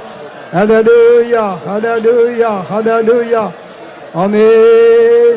Hallelujah, hallelujah, hallelujah. Yes, he is going to come for a glorious and holy church, which is in spot or wrinkle or blemish. கரை திரை பிழை முதலானவைகள் ஒன்றுமில்லாத பரிசுத்தமும் மகிமையுமான சபைக்காக அவர் வரப்போகிறார். So Lord, praise God. அதற்காக நாம் கர்த்தரை ஸ்தோத்திரிப்போம். Praise the Lord, praise the Lord, praise the Lord, praise the Lord, praise the Lord. Hallelujah, hallelujah, hallelujah. Amen. Praise Thee, praise Thee, praise Thee, praise your God. For having renewed the hope of His coming this morning, shall Lord, praise God. இந்த காலை வேளையிலே அவருடைய வருகையின் நம்பிக்கையை புதுப்பித்ததற்காக நாம் கர்த்தரை ஸ்தோத்திரிப்போம். Praise the Lord, praise the Lord, praise the Lord, praise the Lord, praise the Lord. Hallelujah, hallelujah, hallelujah, hallelujah. Praise God the Father, Son and the Holy Spirit. பிதாவாகிய தேவன், குமாரனாகிய தேவன், பரிசுத்தாவியாகிய தேவனை நாம் ஸ்தோத்திரிப்போம். Praise the Lord, praise the Lord, praise the Lord, praise the Lord, praise the Lord, praise the Lord, praise the Lord. Let's pray. அருமையான நல்ல பிதாவே, நன்றியோடு உம்மை துதிக்கிறோம். கிருபையால் ஆசீர்வதிக்கப்பட்டதான ஒரு கன்வென்ஷன் தந்து துவக்கம் முதல் முடிவு வரைக்கும் உமது சமூகத்தை தந்து எல்லாம் அனுகூலமாக்கி ஆசீர்வதித்தபடியினால நன்றியோடு உம்மை துதிக்கிறோம். ஆண்டவரே, எங்களுடைய பாடல்களும் ஆவியில் நிரம்புகிற பகுதியும் எல்லாம் நீர் ஆசீர்வதித்தீர். அதற்காக ஸ்தோத்திரம். திவ்ய ஆலோசனை நீர் எங்களுக்கு வெளிப்படுத்தினீர். கர்த்தருடைய ரகசிய வருகையில் யார் எடுத்துக்கொள்ளப்படுவார்கள் என்ற விஷயத்தை குறித்து எங்களோட திட்டவட்டமாக பேசினபடியினால் உமக்கு ஸ்தோத்திரம். கர்த்தர்தாமே ஆரவாரத்தோடும் பிரதான தூதனுடைய சத்தத்தோடும் தேவ காலத்தோடும் வானத்தில் இருந்து இறங்கி வருவார். அப்பொழுது கிறிஸ்துவுக்குள் மரித்தவர்கள் முதலாவது எழுந்திருப்பார்கள். பின்பு அவரோடு கூட கிறிஸ்துவுக்குள் காணப்படுகிற பரிசுத்தவான்களும் மறுரூபமாக்கப்படுவார்கள் என்று சொன்னீரே. ஆனபடினால் நாங்கள் கிறிஸ்துவுக்குள் காணப்பட நீர் எங்களுக்கு உதவி செய்ய வேண்டுமே. பரிசுத்தாவியின் அபிஷேகத்தினால் நீர் எங்களை கிறிஸ்துவுக்கு கொண்டு வந்தீர், ஐக்கியத்தில் கொண்டு வந்தீர். அதற்காக ஸ்தோத்திரம். பரிசுத்த யோவான் சொன்னது போல எங்களுடைய ஐக்கியம் பிதாவோடும் குமாரனோடுமாயிருக்கிறது. ஆனபடினால் அப்படிப்பட்டதான அப்போஸ்தலரோட ஐக்கியத்தில் நீர் எங்களை கொண்டு வந்தபடினால ஸ்தோத்திரம்.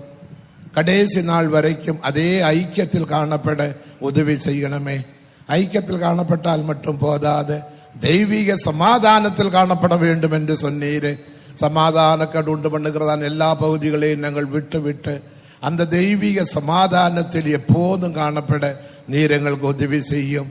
அவிதமான சமாதானம் உள்ளவர்கள் எப்போதும் தேவனை ஜெபிப்பார்கள் என்று சொன்னீரே. இரவும் பகலும் ஜெபிக்கும்படியாக நீர் எங்களுக்கு உதவி செய்யணுமே. எங்களுடைய எல்லா வீடுகளும் ஜெப வீடாக நீர் மாற்றும்படியாக வேண்டிக் கொள்ளுகிறோம். எதை குறித்தும் கவலைப்படாமல் ஆண்டவரை ஜெபத்தில ஜெபித்து ஜெபித்து எல்லாவற்றையும் பெற்றுக்கொள்ள உதவி செய்யணுமே. அப்படிப்பட்டதான் ஒரு விசுவாசம் நீர் எங்களுக்கு தந்தீர். அந்த விசுவாசம் மட்டுமல்ல, விசுவாசத்தின் கிரியைகளிலும் காணப்பட உதவி செய்ய வேண்டுமே. அப்ரஹாமின் விசுவாசத்தை குறித்து பேசினீர். அவன் விசுவாசத்தில் கிரியையில் அவன் காணப்பட்டபடியினால் விசுவாசத்தில் வல்லவரானார் என்று நாங்கள் பார்த்தோம். ஆனபடியினால் அந்த விசுவாசத்தில் நாங்கள் காணப்பட எந்த சோதனைகள், பிரச்சனைகள், பரீட்சைகள், வியாதிகள், கஷ்டங்கள் வந்தாலும் விசுவாசத்தை விட்டு விலகாத படிக்க அந்த விசுவாசத்தின் கிரியைகளை வெளிப்படுத்த உதவி செய்ய வேண்டுமே. அந்த விசுவாசத்தில் காணப்பட வேண்டுமானால் தேவ அன்பில் காணப்பட வேண்டும் என்று சொன்னீரே. அந்த அன்பினுடைய கிரியைகளையும் வெளிப்படுத்தி நாங்கள் காணப்பட உதவி செய்யும். அந்த அன்பிலே நிலைத்திருக்கிறவர்களுக்கு ஒரு நம்பிக்கை உண்டு.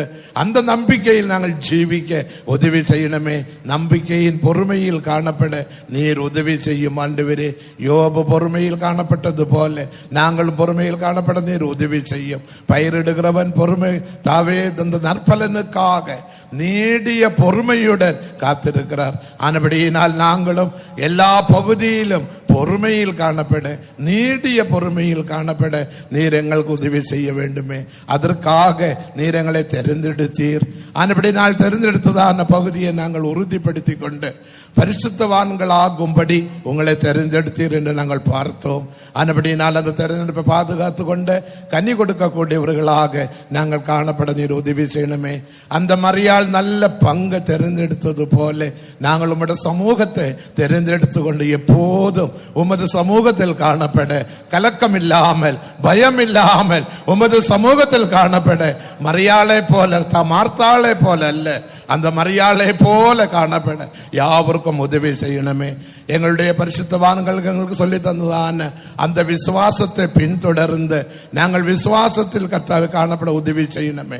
உங்களை நடத்தினவர்களுடைய முடிவை நன்றாக சிந்தித்து அந்த கர்த்தா விசுவாசத்தை பின்பற்றுங்கள் என்று சொன்னீரே. அதே போல நாங்கள் அந்த விசுவாசத்தை பின்பற்ற பரிசுத்த பவுல் சொன்னது போல நான் தேவனை கிறிஸ்துவை பின்பற்றுகிறது போல நீங்கள் என்னை பின்பற்றுங்கள் என்று சொன்னீரே. எங்களுடைய பரிசுத்தவான்களை பின்பற்ற, ஜீவித்த பரிசுத்தவான்களை பின்பற்ற யாவருக்கும் உதவி செய்யணுமே. அந்த யூதாஸ் அந்த பணத்தை பின்பற்றினது போல, உலகத்தை பின்பற்றினது போல நாங்கள் பின்பற்றாமல், யூதாஸை பின்பற்றாமல் ஆண்டவரை ஜீவித்த பரிசுத்தவான்களை பின்பற்றி கொண்டு ஜீவிக்க நீர் எங்களுக்கு உதவி செய்யும். அப்படிப்பட்டதான பரிசுத்தவான்களுக்காக நீர் மகிமையில் வெளிப்பட போகிறீர். அப்பொழுது கரை தீரை முதலானது ஒன்றுமில்லாமல் பிழையற்ற மகிமையுள்ள சபையாக காணப்பட நீர் எங்களுக்கு உதவி செய்யணுமே. உம்மோடு இருக்கிறவர்கள் தெரிந்தெடுக்கப்பட்டவர்களும் அழைத்தவர்களும் உண்மையுள்ளவர்களும் அந்த நிலைமையில் காணப்பட யாவருக்கும் நீர் உதவி செய்யணுமே. அதற்கேற்ற எழுப்புதல் தந்தபடியினால் ஸ்தோத்திரம். அந்த எழுப்புதலை விட்டு விடாமல், இந்த விசுவாசத்தை விட்டு விடாமல், சமாதானத்தை விட்டு விடாமல் உமக்குள் மறைந்து ஜீவிக்க யாவருக்கும் உதவி செய்யும். உம்முடைய தாசனேயும் நீர் இந்த வசனங்களை வெளிப்படுத்தும்படியாக நீர் அவரை பலப்படுத்தினீர். அதற்காக ஸ்தோத்திரம். இன்னும் பலப்படுத்தும், பிரயோஜனப்படுத்தும். அவருடைய ஊழியத்தில் கூட இருக்கணுமே. நன்மையினால நிரப்பும். வந்த மக்கள் யாவரையும் ஆசீர்வதித்தீர். கூட இருக்கும்படியாக வேண்டிக் கொள்கிறோம். எல்லாற்றுக்கும் மேலாக நீர் மகிமையில் வெளிப்படும் போது உம்மை சந்திக்க யாவரையும் தகுதிப்படுத்தும். அதற்காக தாழ்த்தி உமது கருத்தில் ஒப்படைக்கிறோம். இயேசுவின் நாமத்தில் வேண்டுகிறோம் நல்ல பிதாவே. Amen. Now may the grace of the Lord Jesus Christ, the love of God, and the sweet fellowship of the Holy Spirit rest and abide with us with all saints, now and until Jesus comes in glory. Amen. Hallelujah. Hallelujah. Hallelujah. Hallelujah. Hallelujah. Hallelujah. Praise the Lord. God bless you. கர்த்தருக்கு ஸ்தோத்திரம். கர்த்தர் உங்கள் எல்லாரையும் ஆசீர்வதிப்பாராக. ஒரு அறிவிப்பு. Dining ஹாலிலே போதிய இடம் இல்லாத காரணத்தினால் எல்லாரும் ஒரே நேரத்தில் சாப்பிட போக வேண்டாம். கொஞ்சம் பேர் பொறுமையாக இந்த இடத்துல உட்கார்ந்து இருக்கும்படியாக, போய் சாப்பிடுகிறவர்கள் சீக்கிரமாக சாப்பிட்டு அடுத்து சாப்பிட வருகிறவர்களுக்கு இடம் கொடுக்கும்படியாக கேட்டுக்கொள்கிறோம். தயவுசெய்து அந்த இடத்தில் ஜன நெரிசல் உண்டாகாதபடி உங்களுடைய ஒத்துழைப்புக்காக நாங்கள் உங்களை தாழ்மையாய் கேட்டுக்கொள்கிறோம். சாப்பாடு தயவுசெய்து மீட்டிங்